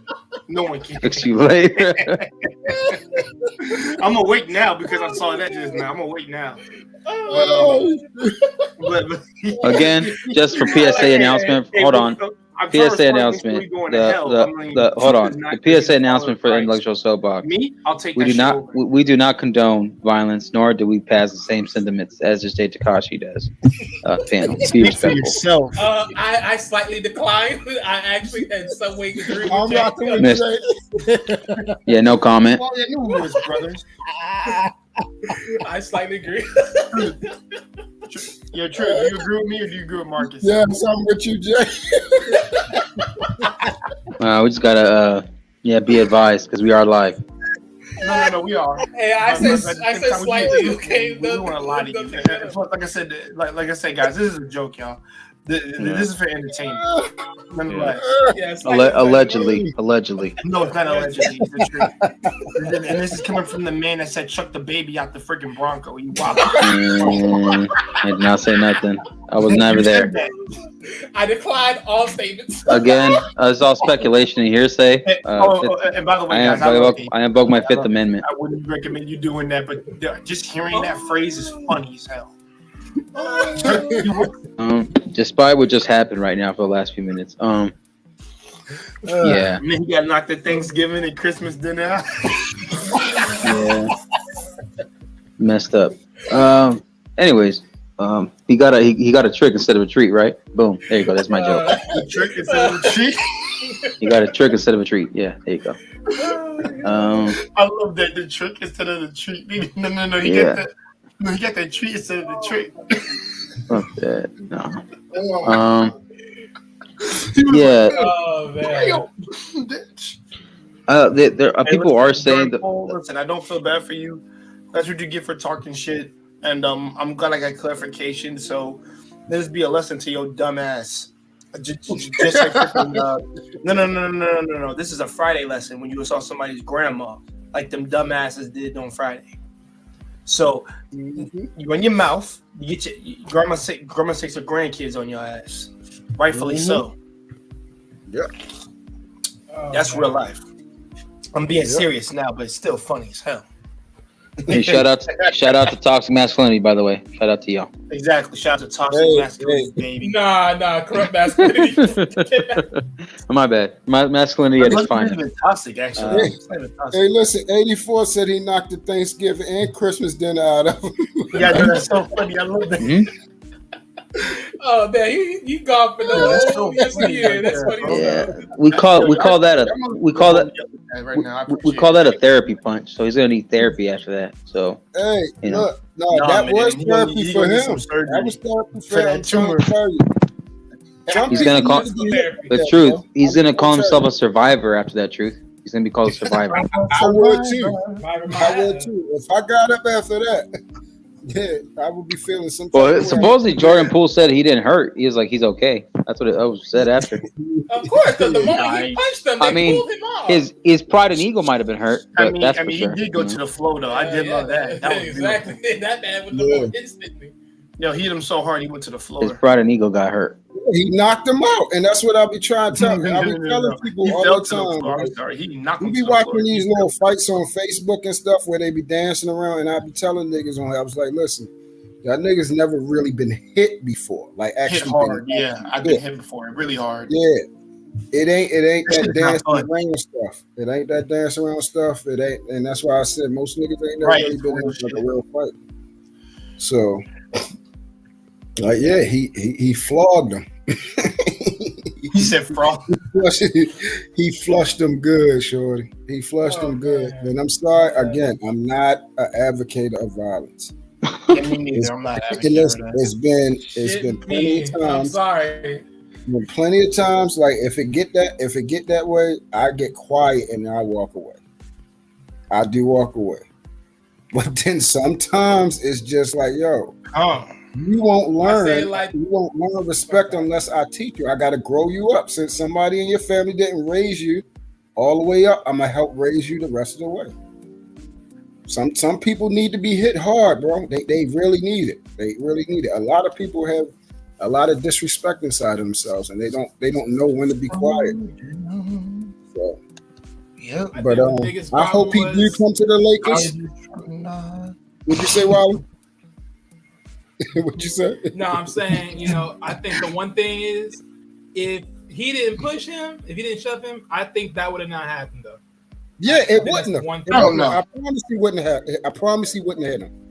It was like you got the moment you shove, you want to bump. That's how I look at it. The moment you shove somebody, you want to bump. Yeah, like, don't get me wrong. I know he's getting in your comfort zone and all that, but it's like the moment you do that, Yeah, because he challenged the pecking order. So he's like, all right, so since you want to put your head up and talk all that trash and everything, all right, I'm coming to you. I'm coming to meet you. So right there, I guess he like, this nigga ain't gonna hit me. He ain't gonna really do nothing because most niggas really don't do. But Dre is really not that dude to not really do so. I know they be barking and everything on the NBA floor, and he hasn't done anything. Now you see, oh yeah, he'll throw them hands, and he got them hitters. He got them hitters, short. Yeah. He dropped the first quarter. He's from that land. And I try to tell people he wasn't no slouch. Like it's certain ones that like. No, Dre ain't a bitch. I'm not saying that. He can probably fight and like lay hands. I have no problem with that. But like I said, some of these players are like I said, these freak dudes would kill some people in a one punch. Yeah, like athletes will be all right. Delete. Yeah, these are. Oh yeah, right. These are prime athletes in shape, yo, and they huge. Yep. These basketball players are big, and these big as crap. And that's why I be trying to tell people like, yeah, most of them they wouldn't bust a fruit in a fruit fight, like they wouldn't. But it's some of them, they from the same core, the same mold we are, and he's one of them. And he got from them the same damn core. Yeah, he got them hitters. Of the streets. And that's why I said, even me, like if he walked over to me, I would have just folded. I mean, it'd be embarrassing, but you gotta know what time it is. He was coming to do pecking order. He like, all right, it's just like if you seen pecking orders when roosters come in the rooster coop and then they come in a challenge. And he should have folded, but he wanted to try to act like he was on that level. And he wasn't. Resume wise, he's not on that level. Clearly, man wise, he's not on that level. Nut job. Then he'd be all right. Yeah, then you get away. I've done that shit before, man. Hey, man, if it's 3 against 1, bro, I'm cheating. I don't give a fuck. I'm gonna help you guys. Help you with your like dick shot, whatever you want to call it, like dick punch him. What doesn't matter, dude. You gotta win. Hey, man, you fighting, man. It's all fair. I told you the truth. I told people this ain't a fucking karate movie, bro. Listen, I'm not fucking Bruce Lee Deadly, bro. I'm winning, motherfucker. And remember, if we ain't using no weapons, this even better. It means I can poke in your fucking eye. As we all know, the streets is dirty, so why we ain't fighting dirty? Exactly. Like I said, I'll punch you in the dick. I'll poke your eyes out. I don't give a fuck. Yeah. And if we're in the sandbox, I'll throw sand in your face. I don't give a fuck. And that's why I told you, like, just because I understand it doesn't mean understanding what just happened doesn't mean you advocate violence. Yeah, and I'm trying to tell people the difference. You go out and do that. But you gotta watch your mouth. Like I said, all these little they can run. If you understand, like it's either you ever been in a situation. I've been on both sides of that. You feel what I'm saying? Yeah, I've been Jay and I've been JP, so I understand it. I understand when being in a position. Oh, okay, never mind. I've never been Jerome Poole. Let me correct myself. Not that nigga, because I ain't See, I've been on both sides, so that's what I'm saying. Like, you gotta. That's what I'm saying. That's why I fully understand both of them. You gotta understand pecking order. You gotta understand the core and respect, especially when it comes between them lines, football, basketball. You feel what I'm saying? You gotta like we fought. Like I fought my mans and everything. Like that's what we did. Like you feel the truth. There's a saying. You can play football and you can play soccer, whatever, but you can't play boxing. Really? You do it. You don't play boxing. You box. We play boxing. We bust each other lip, swollen up, eyes, pinkies, all that type of stuff. But it helped prepare me. Like if I felt as though if I could fight my mans and everything like that, I wasn't scared of nobody else. And I would just I never was scared of nobody else because I had to deal with my cousins with my ass ever since I was young and everything like that. So it wasn't nothing else to be afraid of. I just was never afraid of fighting. That's the thing. I don't have a problem fighting. Win or lose, I don't have a problem. So that's why when I see certain things like that, it doesn't really bother me. And especially I look at all the circumstances. Now, if it was a person, he wasn't running his mouth, and there's a bully situation, I definitely don't take kind of that. I used to whip bullies' asses. That's what I did. I thrived on that. You feel what I'm saying? So I wouldn't have rocked with Dre off of that, but I already knew Dre wasn't bullying him. JP talks shit. He cusses niggas out. He disrespectful as hell with his mouth. That's what the problem was, and Dre just wasn't with that time to do. Like it just wasn't. You saw Dre over there rocking back and forth, and that like I do the same thing when I'm getting mad. Like you need to chill. You need to chill out, and he just wouldn't. So he walked over there. He was like, all right, so I'm here now. I'm here now. You're like I'm here. Since you was talking while I was across the room, I'm here now. Now I'm here. It's time now. So he chose to put his hands on him. He got flushed. That was it. Ball game. He could have stomped him out and everything, but he didn't do that. He knocked him out, jacked him up, and that was it. Joe, let him know, like, you a little nigga. Like, come on. Your weight, you ain't got enough weight for me, dog. Like you a little nigga. Like straight like that. Like know your place. That's it. So yeah, it's no more than that to me. I don't look at it like, oh, Dre's a bad person. Like I don't look at it like that. If it was somebody else, then maybe along those lines I'd revisit it like that, whatever. So, but yeah, Warriors, they need to keep Dre as much as possible. They need to keep him because if not, Marcus, you're going to be in trouble. Yeah. Whatever, man. He's staying with the Drake. He's staying with the Warriors. He's staying with the Warriors. Oh yeah, yeah. no, that's what I said. You need to stay with the Warriors. Y'all need to keep him. Y'all need to pay him his money. You hear that, Draymond? Because if you go to Lakers, your career will go down. You hear that? Stay with the Warriors. He going to the Lakers. They going to win that championship. Man, listen, hold on. If he stays with the Warriors, he definitely is going to win the championship. But the Lakers, it ain't. You know what I'm saying? I'm just gonna say leave it at that. I'm gonna be petty. Him and Braun on the same team with AD, if they can be healthy, that would be lethal. That's like the Warriors back in 2016. But that is so big. Nah, but that's bigger though. That is big though. Yeah, that's big bodies. Like that's ridiculous. That's ridiculous. That's length. That's strong. And then you got his agitating defensive tail. Like that's heck of bull. I expect if he goes there, I expect defense to be on lock. Like that's what I'm saying. That's locked everywhere, and then there's hella IQ across the board. Listen, like, he's gonna finish his career with the Warriors, and then he's probably gonna get into like mini golf or some shit after he's done. Listen, if any team he should go to, the Warriors 1, number 2 the Warriors again, number 3 the Warriors again, 4 maybe the Clippers. Clippers with Kawhi and Paul George, just to spite the Lakers. That would be crazy. No, that would be a kill shot. Yeah, that would be crazy too. Mm-hmm. I ain't think about that. That would be crazy. Because I've always liked Kawhi, bro. Kawhi has been consistent when he's not hurt, right? I can't stand when he does that whole I'm hurt, always, and he's not really hurt.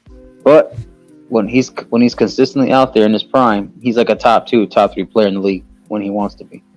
Oh yeah. And see, the thing is, I don't think it's that he's not hurt, Marcus. I think it's just with any injury, he is very smart when it comes to the money part in his body. I think he's the reverse LeBron. LeBron has longevity and take care of his body, but Kawhi is injury prone, but he takes care of his body. He like, look, I'm going to rest for as long as possible. I can come back, but I'm gonna rest longer to make sure it's all the way healed. Like he's on that type. He's always making sure he got all his eggs in the basket correct because we don't know what he does on the back end of this. You know what I'm saying? Because I wanted to see what Draymond Green did after he was with with Tim Duncan and Ginobili and Parker. He won a championship with them, right? Went to the finals twice. But then when he left and he went to Toronto, and then he won a championship there. Yes, he beat the Warriors, but the Warriors had like 3 hurt players. They had Klay Thompson, they had Kevin Durant, and they had I think DeMarcus Cousins were hurt. So they only had so they had so they had Andre Iguodala, they had Draymond, they had the big 4. Still got the asses beat. No, they didn't have the big 4. They didn't have Kevin Durant, they didn't have Klay, and they didn't have DeMarcus Cousins. I said big 4. I'm talking about after. Well, I'm talking about this is before freaking Kevin came down there. There were already 4 good players around there. Let's get that clear. Because they won in the first time. If KD was healthy, if what's his name? We already know Klay Thompson. That was so funny. They got their ass beat by them niggas, and they have more stars. Yeah, but they was injured, Jay. They were injured though. Yeah, they were literally out. Everybody know the Warriors would have won. Yeah. Damn that! Even if Klay would have finished the series, they would have won. Yeah, if Klay was 100% healthy, they would have still won. They still would have lost. No, they would have won. They would have won. All right, good. So we're in agreement then. Which means the 4 were not there, Jay. So injuries. Yeah. Remember context. Mm-hmm. That's a very key. I mean, but the thing is, like Kawhi, that year that he was with the Raptors, it just showed that he can carry a team. But like Truth was saying, that was Kyle Lowry and what's that motherfucker's name? Marc Gasol. Yeah, that motherfucker too. And then Fred VanVleet. But I forget the other. Yeah, like I said, I've always forget his name. Oh, and also they had Ibaka, they had Pascal Serge Ibaka Siakam. was still there. I remember that. Yeah, they had a good team. Actually, they had Danny Green on that fucking team, if I'm not mistaken. Danny I Green. think Yeah. so. Yeah. Yeah, exactly. So it wasn't like they had bums. No, they had a good team. They had a good team. It just wasn't a Now don't Danny Green think- riding the coattails of everybody, a very fucking championship. I am finding that that, funny. that Warriors team healthy is a well-oiled machine. Oh, they were a monster. Like it's that team is just This kind it's of a- monster. it's a team. I'm just saying. No. It's an actual team, yo. They are an actual team. Everybody know their role. That's why somebody got knocked out because he forgot. Yeah, it took forever for the Golden State Warriors to get to where Here we they're go. at Here we now. go. That petty stuff. Truth. Stop trying to break the team. No one's breaking the team. Don't worry about it. It ain't gonna happen. Wait, Truth.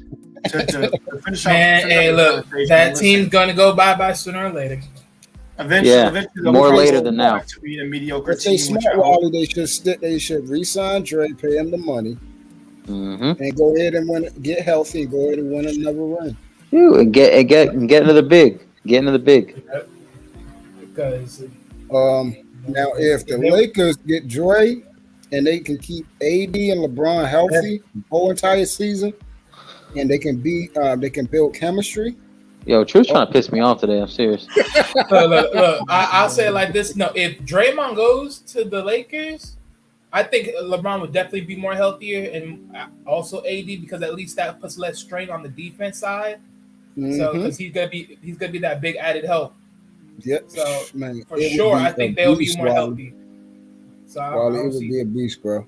I'm trying. Oh my goodness, I would love it. I just hear need that I need my man Westbrook to get a ring. I just need him to get a ring so people can get off his back.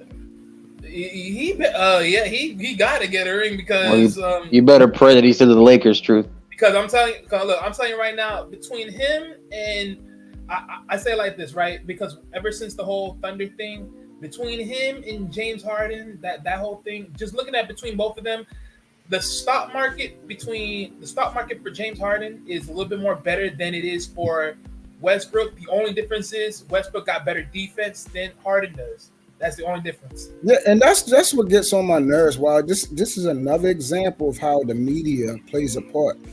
Westbrook career is and his stats and everything he has to offer is better than James, but people view James as better.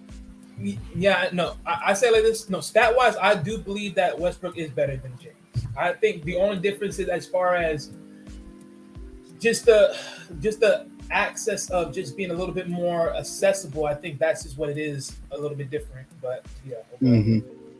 And because he can shoot, we already know Right. James shoots better than what's the name. But the thing is, as well as he shoots better, their field goal percentage is basically the same.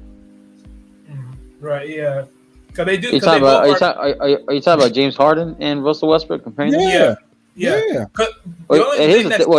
the thing about Russell Westbrook that I always put over James is at least he tries on defense, you know. At least and that's the thing about James that I can't stand, because the thing about James Harden, if you notice when he actually tries on defense, he's a formidable opponent, but he's just too damn lazy.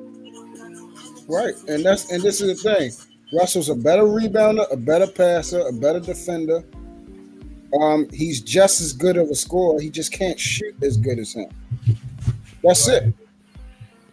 He's been an MVP. He's been like a 4-time assist leader. He has 4 seasons where he had averaged a triple double for 4 seasons.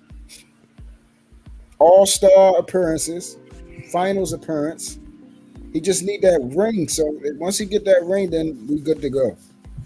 I just need my man to get the ring. But at the rate he's going, in like 5 more seasons, if he can play 5 more seasons at the level that he's playing at, he will be one of only 2 players in the top 10. What is it?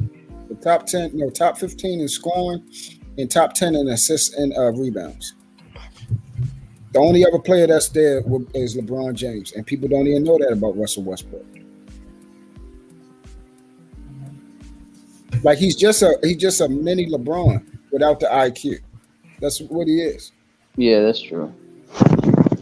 I will say this though, because I don't know if y'all heard, and especially the Lakers fans out there, they did re-sign Rob Pelinka.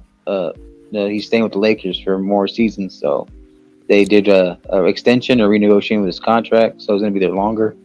I don't know how anybody feels about that because I know people want him out of Lakers because they didn't like his coaching. But I don't know what's going to happen there. I know coaching plays a factor in it, but how much does it really play though? You know what I'm saying? I know Phil Jackson is like the Hall of Fame of basketball coaching in the NBA, right? But yeah, I put Pop over him. I put also what's the guy that played that coach Al Iverson, Larry Brown. I'm sorry. oh, he is Larry Brown. Yeah, I put him over him. What about Pat Riley? And let me see, do I put Pat over him? Yeah, I probably will put Pat over him too. Because what's the name had three of the top 5 greatest, basically roughly the top 5 greatest players that you can interchangeable. Even though I got Kobe Bryant and Shaq out of my top 5, it's an argument to be made as they can be the top 5 greatest basketball players. You see what I'm saying? Right. And Phil had them. Right answer. He had Michael Jordan, Kobe Bryant, and Shaq. You guaranteed 2 rings out of that. Like guaranteed 2 rings, two rings with each player, guaranteed. But they have a total of 6, 5, and 4, so that's 15 rings a piece. Like that's crazy. Like no other coach had that. True, what you talking about?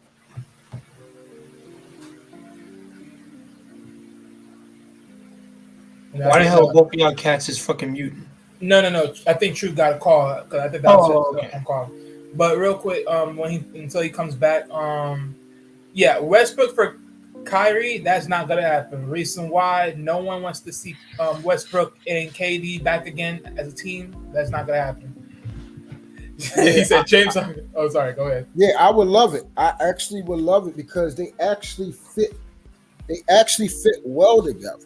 They actually fit well, believe it or not. Yeah, but Kyrie's trying. My thing is with Go ahead, Westbrook Wally. though. Yeah, no. Cause my thing is with Westbrook though is like, well, you talking about Kyrie to the Lakers, right? Or are you talking about what else? Yeah, that actually would be both great for both. Kyrie to the Lakers and Westbrook with Durant. They actually fit. Believe it or not, like if you look at the reason why it was good because Westbrook would never become the player that he is if Durant was there. I always told people, I said, if you go back to the Thunder versus the Heat, the first finals the Heat won. Oh, back in 2012. Yeah, I said, even though everybody loved Durant, this is when I felt I started like Russell Westbrook. I was like, that boy is great. He averaged 27, 7, and 7 at finals. Right. He was killing.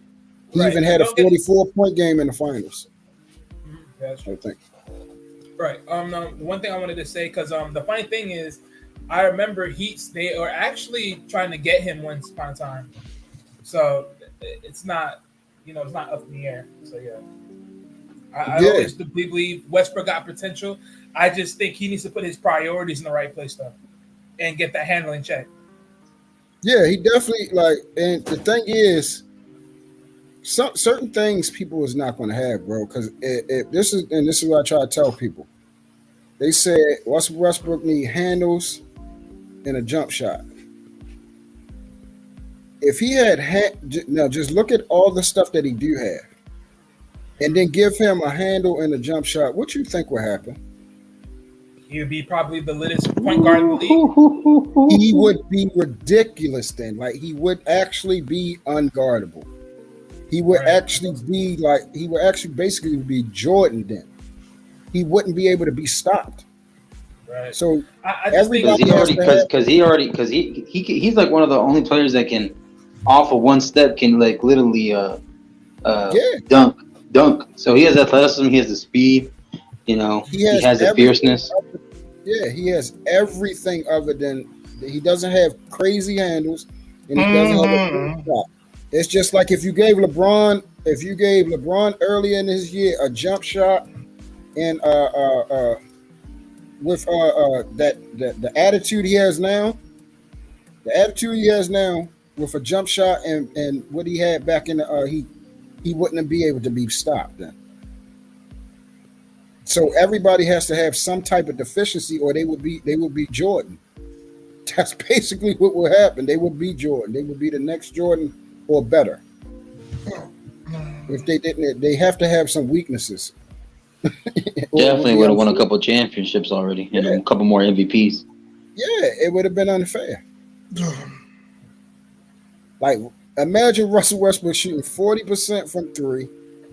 That would bring his field goal percentage up to 50% if he shot 40% from three. So he averages over the last season between 25 to 27 points. We're talking about 32 to 35 points then. Like, that would be ridiculous. Yeah, because here's my thing with it. I think Westbrook, he just need to find someone that can really build him to be a solid, more fine player. I think it starts with the coaching aspect. That's why I look at it.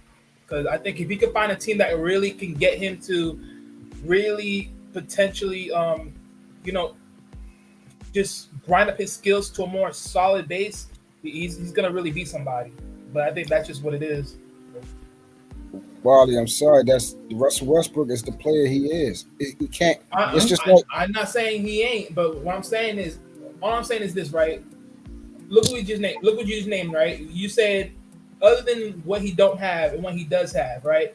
Give him a jump shot, give him some handles, he'll be a monster. All I'm saying is if he could find somewhere where he can really tune his skills to a more comfortable tone of what he can deal with, then he'd be on point. That's what I'm saying. So that's what I'm saying. You're missing what I'm saying. Every player in the league, everybody that's great has something wrong with them. They still have certain things. LeBron, he's not clutch at the free throw line. He's not all-time clutch when it comes to things. If he had that, then how do you guard him then after that?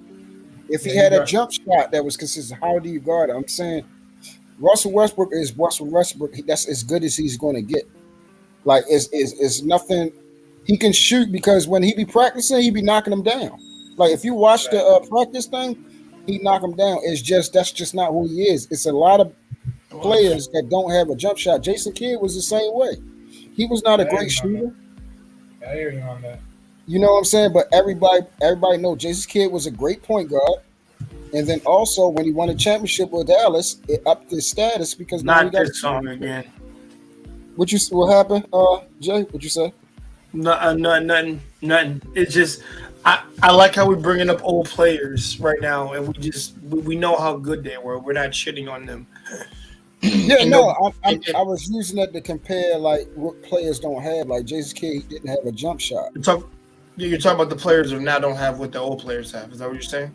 No, I'm just saying all players. In comparison, there's always a defect. Yeah, it's always a defect because if they had it, then we're talking about they would literally be the greatest player of all time, either Jordan on par with Jordan or better if they had these things. All right, Truth, answer me your question. What player is comparable right now that's comparable to Vince Carter? That's another thing. Vince Carter had better defense. Shout out to Bruiser, man, who came into the chat. Shout out to you, bro. Oh, what's up, Bruiser? Bruiser? Yeah. Shout out to him.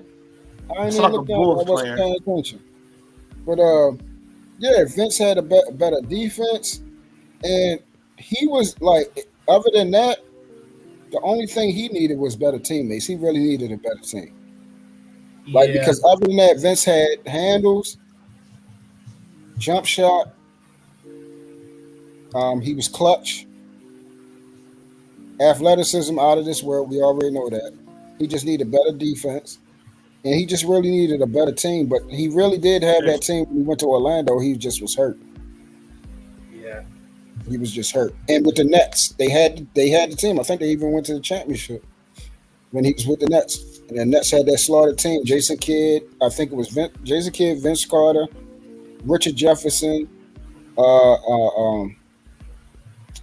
who who else was on the daggone team? Kenyon Martin. Kenyon Martin. Yeah, Funny. they had a very good team that, when they played against the Lakers and stuff. So, but yeah, that's what I was saying, Wally. Like he is good as he's going to get, and see a lot of the stuff that you saw this season. That was how he was playing, but this is what I beg people and I ask people, like, just be fair. We had 66 lineup changes. 10 players on our team were injured. The two best players on the team were out. I told you 66 games. So I'm just asking, just be a little like nobody was going to win if they was put in that situation. The only person that played basically was going to play all 82 games, but he just set out the last 6 was Russell Westbrook. He was healthy the whole entire season. He was available every game. Right. I think at this point, just to be fair though, honestly, I think at this point, Westbrook, he just need to breathe. He just need to make sure he listen to a lot of the airwaves, and just find himself, so that time to reset himself, and then just keep pushing forward. Because I think he got all of it that he needs to do. He just need to keep going. Yeah, you're right about that, Wally, because that did get to his head. But that's why I was asking people too. You had your own team going against you. The whole entire city of Los Angeles rooting against him. That's unfair. Like that's unfair. They was talking about his kids, his wife, and everything, making fun of his name, and then who do you know? Every show for the whole entire basketball season only posted what you do wrong. That's unfair. Yeah, that's crazy. Yeah, that's crazy. That never happened to nobody, and it's been people that played way worse than he has. We already know that. That's not even a question. But they did that to that man. Like that's sad. Like that's hatred right there. That's real hatred. I never seen nothing like that in my life. I'm like, hold up. Every day you're just going to show what this man did bad? No. Like every day, that's it. That's what we're going to do. And they really did it the whole entire season. Honestly, right. Honestly, I can't really knock him unless he's underachieving. If he's not underachieving, I can't really knock Westbrook on anything. Yeah, and he still was one of 3 players in the league. I'm gonna say one of 5 players, 18, 7 and 7. That's still not horrible, and he shot 45% from the field, which is his one is I think it's his second highest in his career. So it wasn't horrible. The turnovers, yes, he averaged 4 a game. That's the assist to turnover ratio was off. He hasn't had an assist to turnover ratio like that in a long time. But I'm saying everything other than that, and except for his free throw shooting and his 3-point shooting, that was horrible. But he's never been a great 3-point shooter. Like that's exactly. Not even right, exactly. So you can't really knock him on that either. Yeah, like what do we like? That's what I'm saying. Just be fair. We know he played bad. I'm not saying that, but like they just went overboard. Right.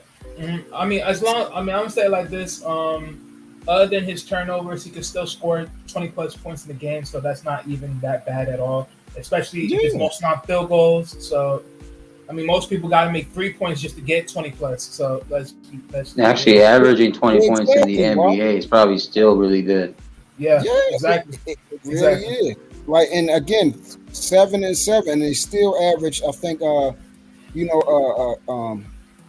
steal per game and close to a block per game.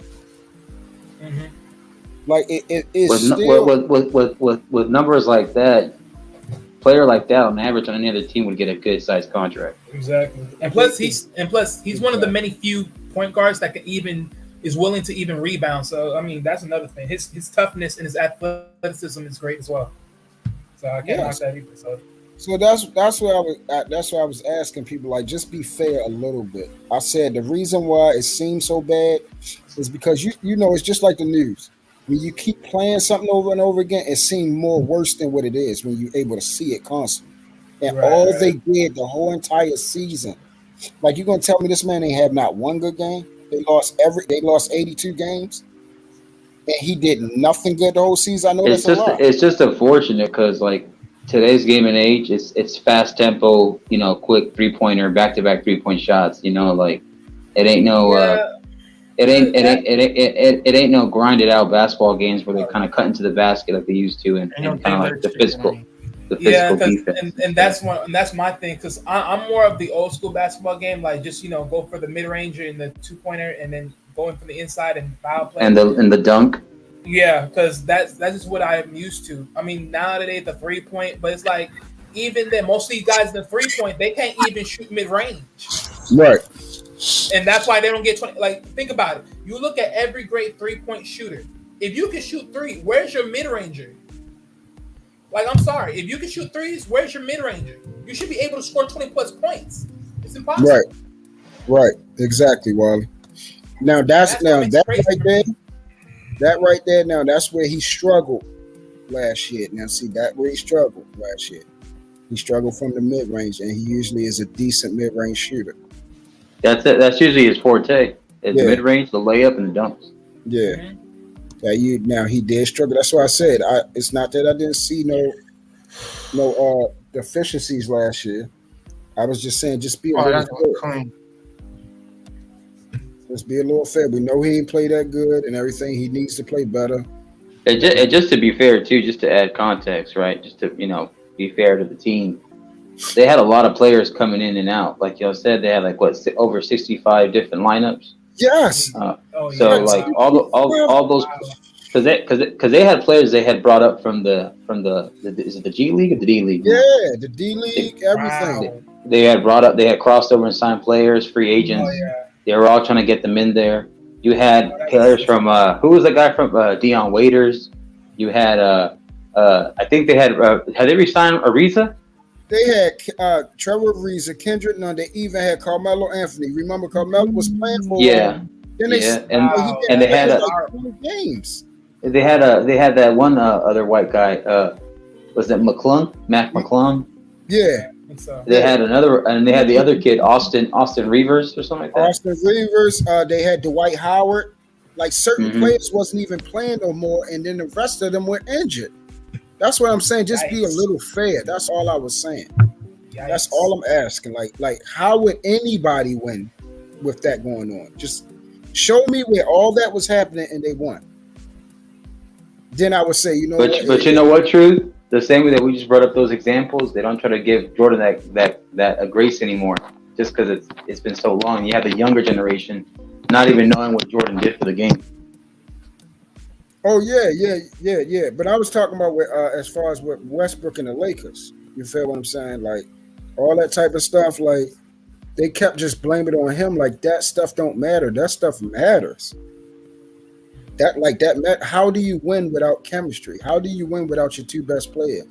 How do you win with 10 players on your team injured, bro? How do you win with 66 lineup changes? That's no chemistry at all. Yeah. Like you have no continuity. Nobody is it's nobody where you like, okay, this person I can depend. I know where he pick his spots on the floor.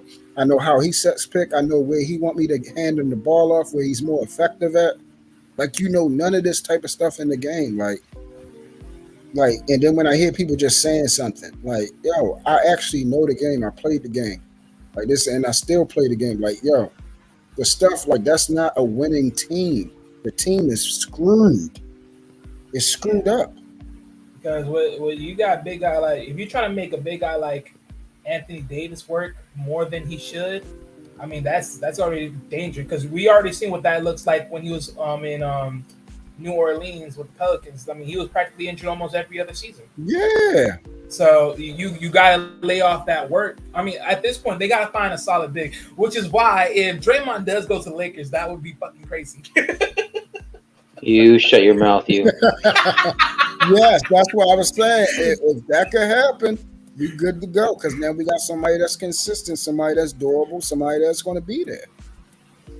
I mean, yeah, I think that's just what it is at this point. They need to find another solid power forward, and I think if that's doable, and I think it should be good to go. I mean, I don't know, man. It's like with Westbrook, it's a crazy situation, man. I don't know.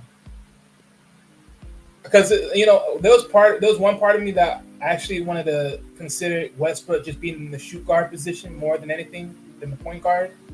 I think that would like sort of change the image of it all, in my honest opinion. But I don't know.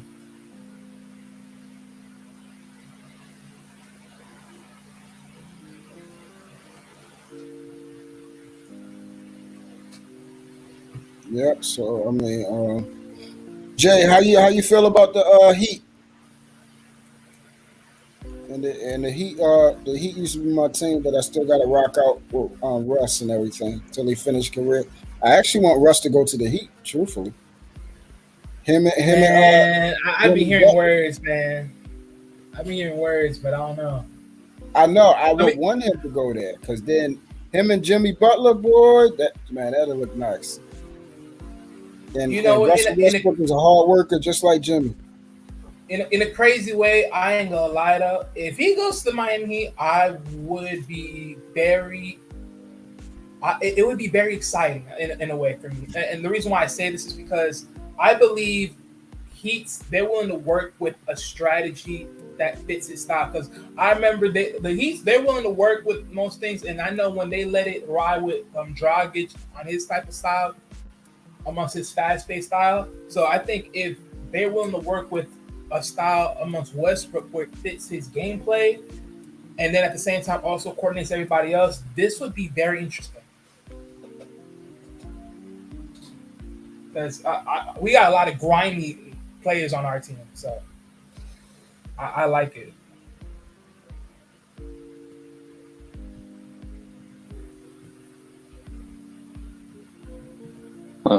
Jay, you want to chime in though? Kind of keep talking about your Miami Heat for a little bit. I know you've been kind of quiet lately. Well, technically, both me and Jay are both Miami Heat. So You don't count, Paulie. Silence you.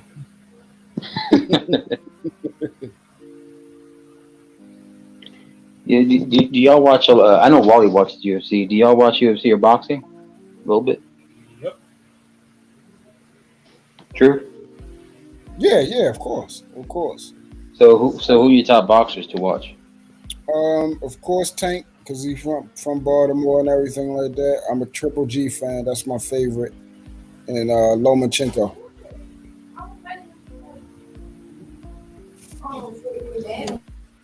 So you said Tank, Lomachenko. Yeah, my favorite boxer is Triple G. What about Terrence Crawford? Terrence Crawford, he's good. He's good. Of course, we know he's good. You know what I'm saying? Crawford is the drill. And of course, What who's about the other? Spence? Who you talking about? Errol Spence. Yeah, Earl Spence. That's what I was gonna say. Terrence Crawford and Earl Spence is probably the when we talk about the top guys, they the top two. And then you go down, you got Tank, then I go with Lomachenko, and then I go with Triple G. But as far as my favorite, it would be Triple G.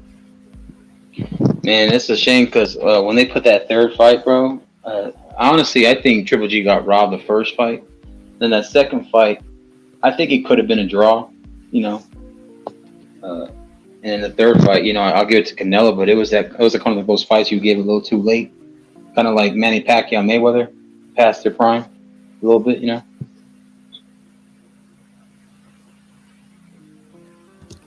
that's true. That's a fact. So it was important because I did like watching Triple G fight a lot. Despite what people think that they think I may be a Canelo fan. No, I appreciate Canelo, but I'm not like a super fan of him. Just because, I don't know, man. It's just like he's great, but I don't think he's one of the greatest in my opinion. I just don't see that in him. I have other fighters above him, but I'm not gonna say I don't give him his respect because I respect any man who can come in the ring like that, But I know, like, you got like Tyson Fury, you got Terrence Bud Crawford. Obviously, you had Lomachenko, you had Teofimo Lopez, you got Devin Haney, you got the Charlo brothers. So I think Tank from the lighter divisions is probably the threat. In that, I know they got like Ryan Garcia, they got who's the other dude? The Benavides guy. I don't know if you heard of the David Benavides. He's kind of been on a tear. But I was going to ask y'all, what do y'all think of your opinions on the whole celebrity boxing and like the whole social media influencers boxing? I say it's a crapshoot. It's what it is. It's like it is what it is. I mean, I'll say this. When you saw the Adrian Peterson versus He got knocked out. that that was an exciting fight. That was crazy. I did not know he got it like that. He banked. Talking about Le'Veon Bell knocking him out, right? Hell yeah! That was like, oh man, that was nice. That was nice. That was brutal, bro. I didn't want to see that. I don't want to see that from Adrian Peterson, especially what he's been through. Man. Because Adrian Peterson was one of my favorite players to watch in the league when he was in his prime. Right. But I mean, from one side, like, okay, if I had to say one good thing from one side of this, is like this.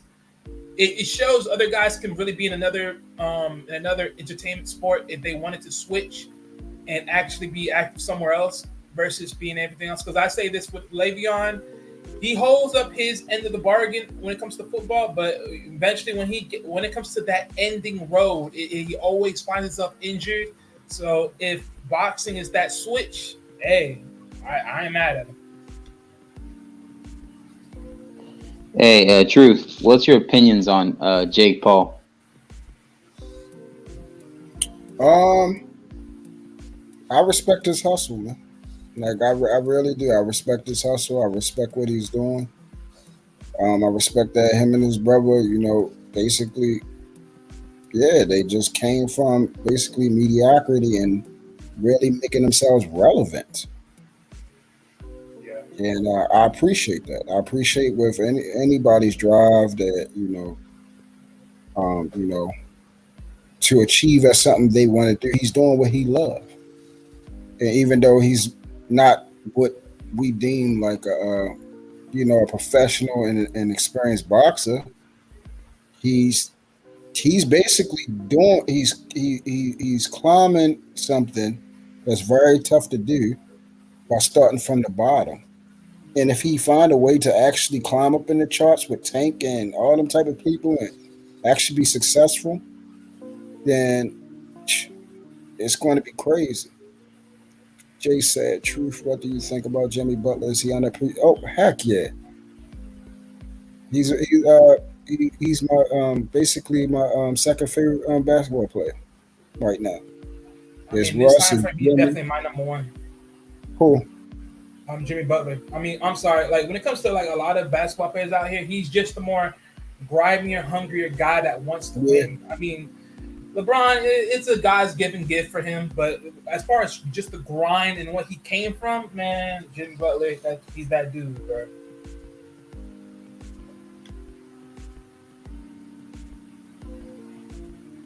The best players to watch now are Luka Doncic, John Morant, Steph Curry. I don't know why, but I like Jason Tatum, bro. I just like him. That's just me. John Morant is going to be my favorite player for Russ League. That's who he remind me of. He remind me of Russ. So it's Russell Westbrook, Jimmy Butler, and then Ja. That was my favorite. The Butler did it. Luke and Ja are the new ones. Yes, they are 84. Yeah, they are. Luke has proven to be baby bird. He really is. He is. Right. He is. True. What'd you say? You just need a core team, though. I said Jimmy Butler is my second favorite player in the league right now. He definitely is underappreciated. He plays basketball on both ends of the court. He's a leader. He's a closer. He's everything that you would ask for in a basketball player. I think if he had he's 6 feet, surprisingly. I thought he was short. I didn't know that. No, he's tall. He's tall. Yeah, I did not know that.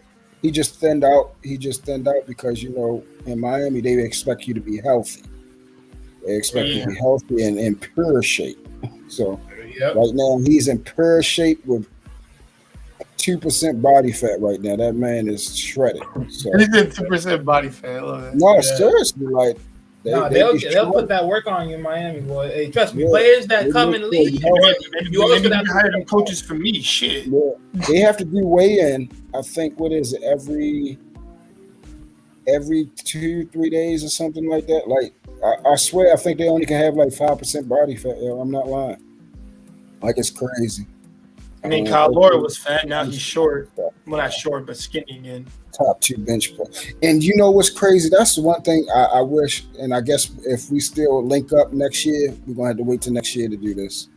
A fantasy. I wanted all of us to do a fantasy thing.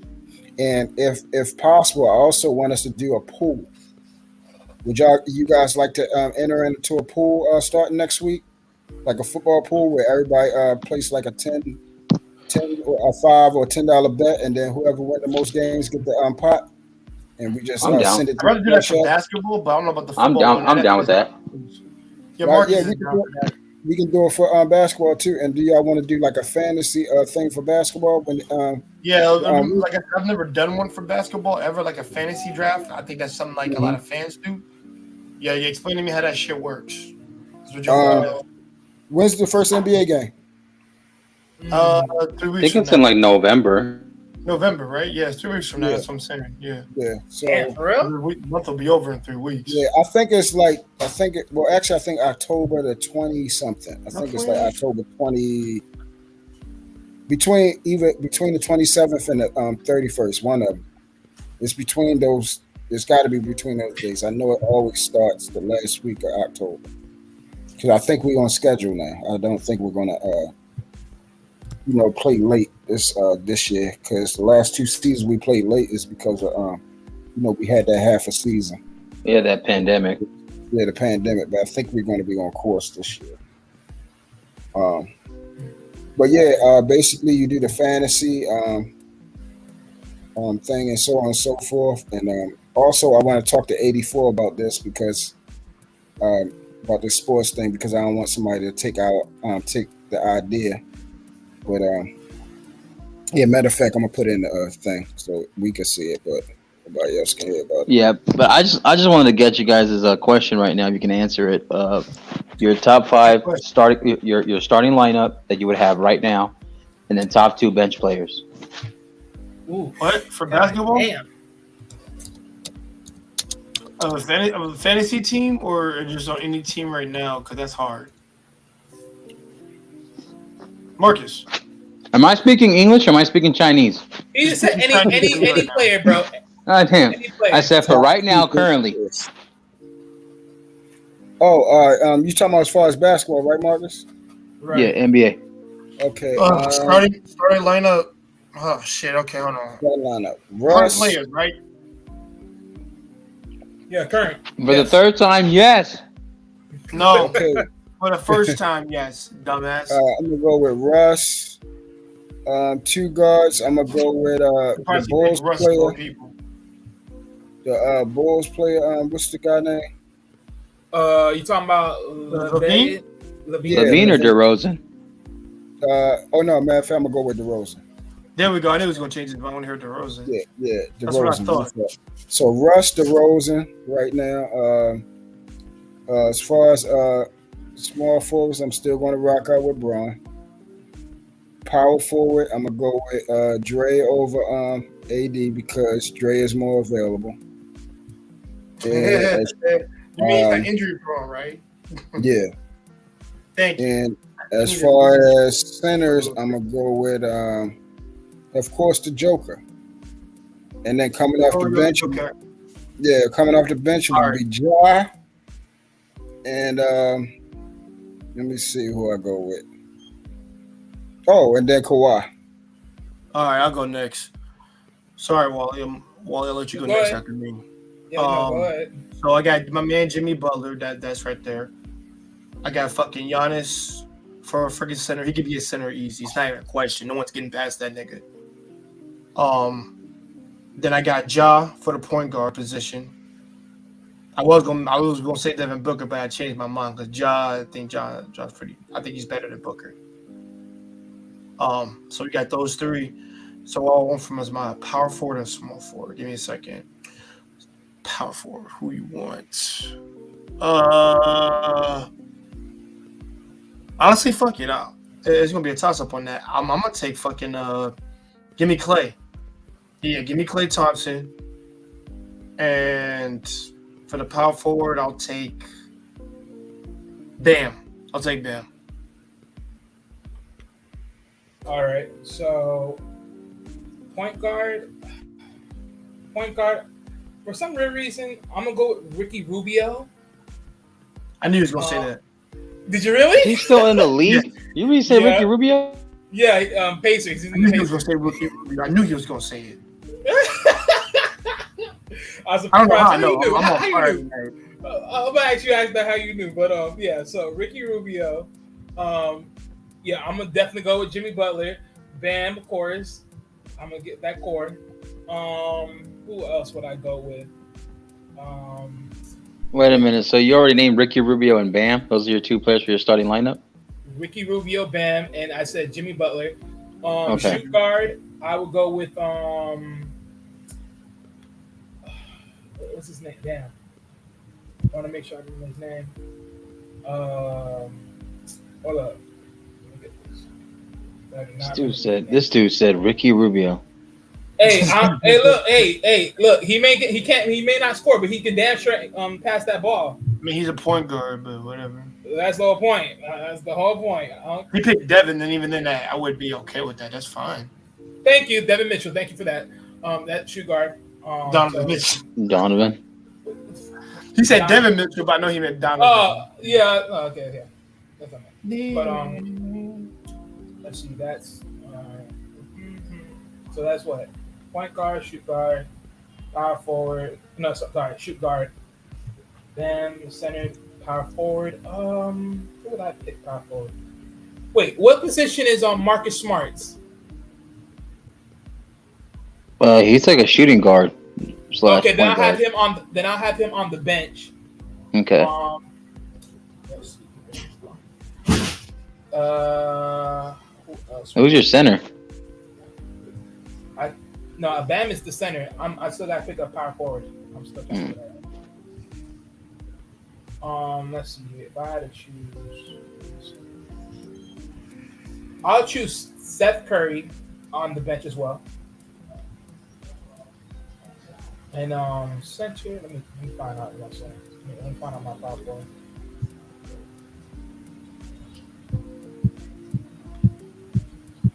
Power forward, I would definitely go with.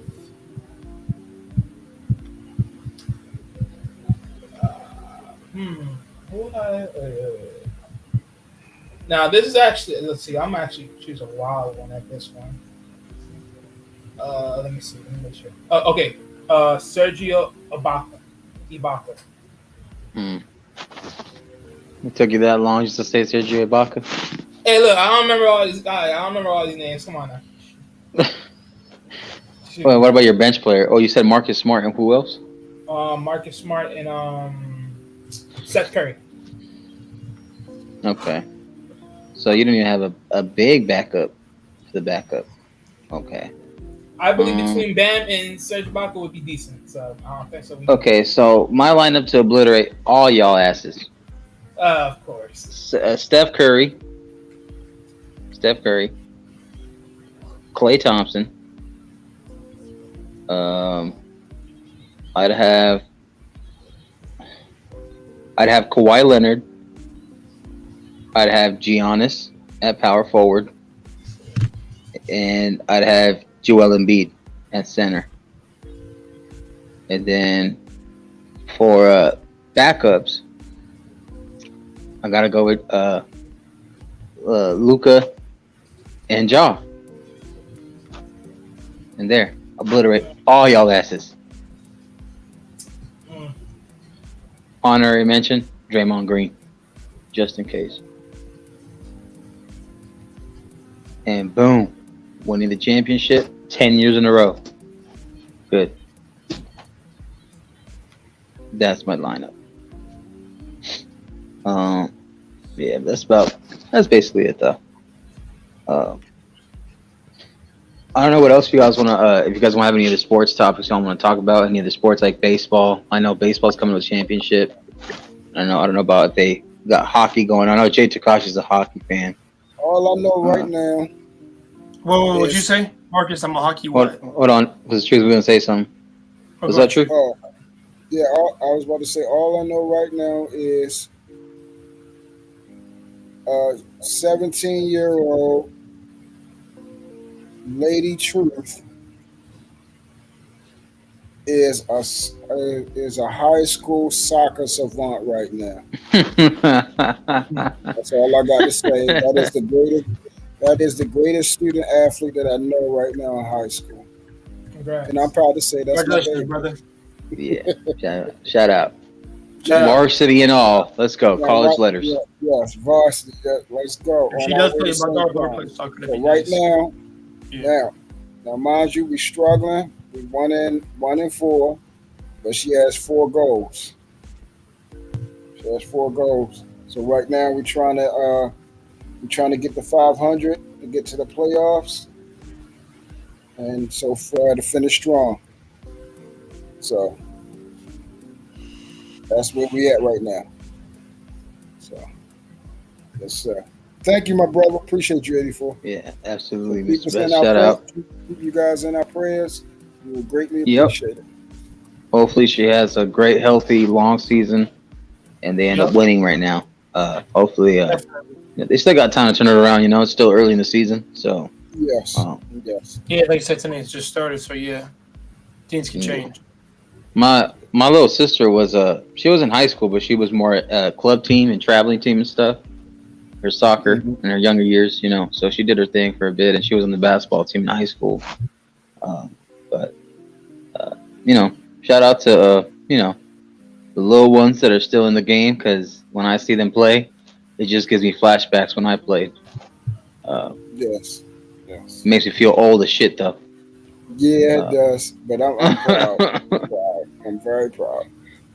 Yeah, but nothing like those Friday Night Lights. Remember that? Those Friday Night Lights or those game studio entrances when they put the music coming out, the theme music out of the tunnel. Those are the memories. But but Jay Takashi, I was saying, because I know they got baseball, but they also got I don't know if they got hockey right now, or if hockey's going on sooner or later. They got soccer internationally as well. And hockey, I'm interested in, of course, because that's just more entertainment for me. But Tampa Bay Lightning, they've won a lot of fucking championships. I'm actually proud of them personally. They won a lot of shit. They won one during the quarantine, which is crazy. And I'm like, yeah, they won. The same thing with the Buccaneers and shit when they won that year for the whole thing. Like, I find that whole funny. That both Tampa won 2 shits that year. The hockey, the hockey championship and the freaking Super Bowl is hilarious. 2 reasons why I like watching hockey: when they score the goal and when they get into fights. Hell Yeah, exactly. Fights are the biggest one. Thank you. Yeah. He said the fights are the biggest ones. Exactly, my Hell man. yeah. I said, man, you see Mighty Ducks where he flipped that motherfucker past the glass? I would love to see some shit like that in the killing. I'd be like, damn. Yeah. Well, I will say this, guys. because I grew up in San Jose, so we would get a lot of Sharks games and stuff, and the tickets and all that, because they were like cheap. So we go watch the Sharks, San Jose Sharks. I know I watched the Anaheim Ducks, watched the LA Kings. I watched like the Chicago Blackhawks, and then the Detroit Red Wings, and obviously the Boston Bruins and the Pittsburgh Penguins. Right? Those are the usual suspects, as Shoes puts it again. And baseball right now, you got the New York Yankees. You got Aaron Judge, because I know Mr. Best is a Yankees fan, and he's a huge Aaron Judge fan right now. Especially during the post era of Derek Jeter and A-Rod, because they did their thing with the Yankees for years, carrying that franchise and the other players they had on the team, obviously. And then you have, the Dodgers. Well, I'm a Dodger fan, yes. I bleed blue, Dodger blue. So, I mean, I don't watch it as much as I used to, but I know that's them and the Angels. The Tampa also has been in and out, and then also the Chicago Cubs. When they won that championship like 6.5 years ago, that was like the first championship ever. I think in like over I think like 100 years or something like that. So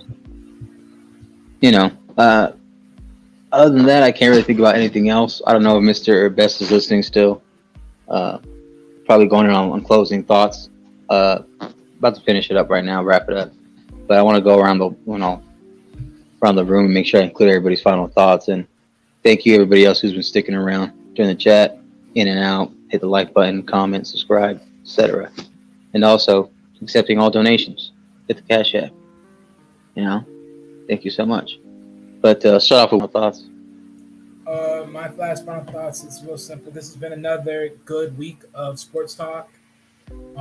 Keep this going because it is going to get real interesting. I think we talk and break things down that the media won't never break down because they want to be biased and sell a narrative. As always, hey, let's keep this going, man. Salute to the Intellectual Soapbox. It's another sports edition. That's right there. Yeah. And my brother Truth is never favored.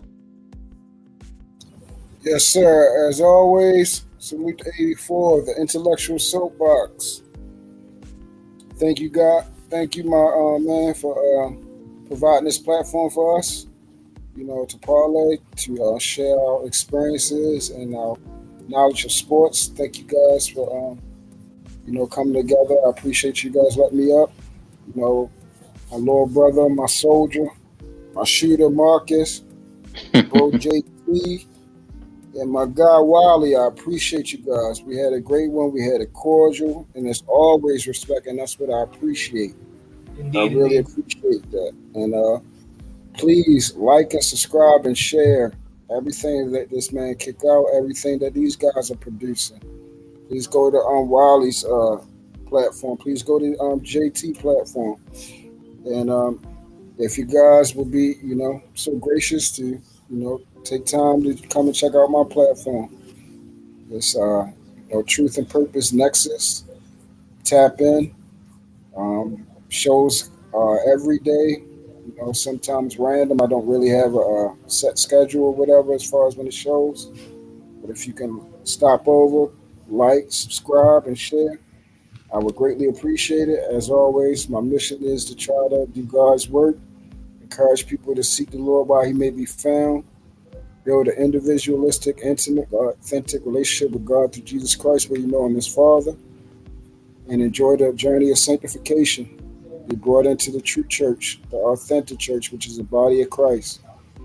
And join the straight and narrow path.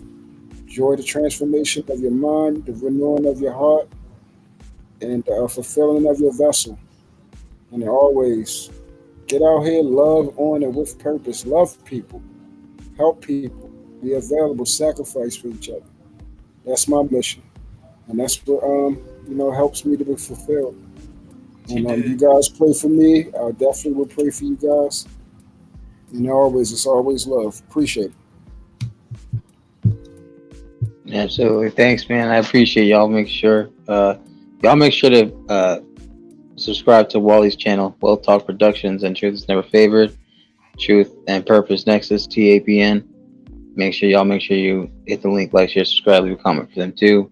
Again, and if they also share their platforms for Cash App too, PayPal, whatever it is. And I'm also going to get to Jay Takashi. Yeah, I hear you. About to go to you two next. Oh, okay, I got you, bro. I'm about to see if we're going to skip me. I'm like, okay, man, bro. Oh, we can skip you. All right. Peace out, everybody. No, I'm playing. Yo, man, you're trash for that. No, but all in all, y'all, I apologize because I've been quiet some of the night. Like I said, I've been I'm going through some throwbacks of music right now. And this Saturday, we're in talks of okay. So the market stream will be this Thursday. Also, I'm right there. And this Saturday coming up, we're gonna have an 80s and 90s music stream with the old school cats and the young generation. And I'm doing that because I'm doing a shout out for my lady Whitney Houston. So we're gonna be doing that because I've been on a Whitney Houston run again because it's been a while since I've listened to her in a long time. So all in all, check out our channel, Jay Takashi. With me, Wally the Wallace, Marcus the malevolent dictator, and Jay The magnificent. malevolent. I ain't say magnificent. I mean, the magnificent, baby. Malevolent, but Jay the joyous tyrant. I'm not really a tyrant, y'all. But all in all, like I said, check us out. Check out our latest video, the 2 latest videos we have on there. We did an interview with Bolo TV. Be sure to watch that one. We went 4 hours to explain spirituality and also what we think and what we believe there. And also we had a Gen Z, Gen X conversation just the other day with Brother Vaughn and Let's Talk a Better Life with Brother Clarence and Von Eric. So check us out, be sure to check out those videos, guys. And also, guys, by the way, we're 1, 2, or 3 subscribers away from subscriptions away from 200 subscribers. So, guys, please be sure to subscribe, to like and subscribe and watch the videos if you can. So please, like I said, we're almost close. So like I said, because we're gonna be at the 100 club and get into the 200 club. All right. So all in all, guys, feel free to check out Jay Takashi. Be sure to like, subscribe to Knowledge and Relationships. And all in all, y'all have a good night. And never forget, have a cup of tea before you go to sleep. It soothes the mind. That's about it, Jay. You done? All right. Yeah. And just to give final thoughts real quick. Give again grateful gratitude and humble appreciation and respect to Intellectual Soapbox, providing us with the stream where we can just chop it up, talk about sports, get away from all the other stuff that's happening in the world. Count your blessings, show a little appreciation and admiration. Reach out to those ones out there that you never know if they're going through something. You yourself is going through something. Talk about it. Reach out. I want to say again, thank you for stopping by. This has been the Intellectual Soapbox Sports Show on Sundays at 5 p.m. Pacific Standard Time, 7 p.m. Central Standard Time, and 8 p.m. Eastern Time. With that being said, thank you so much. We are out. Leave a comment on the way out, please. DJ.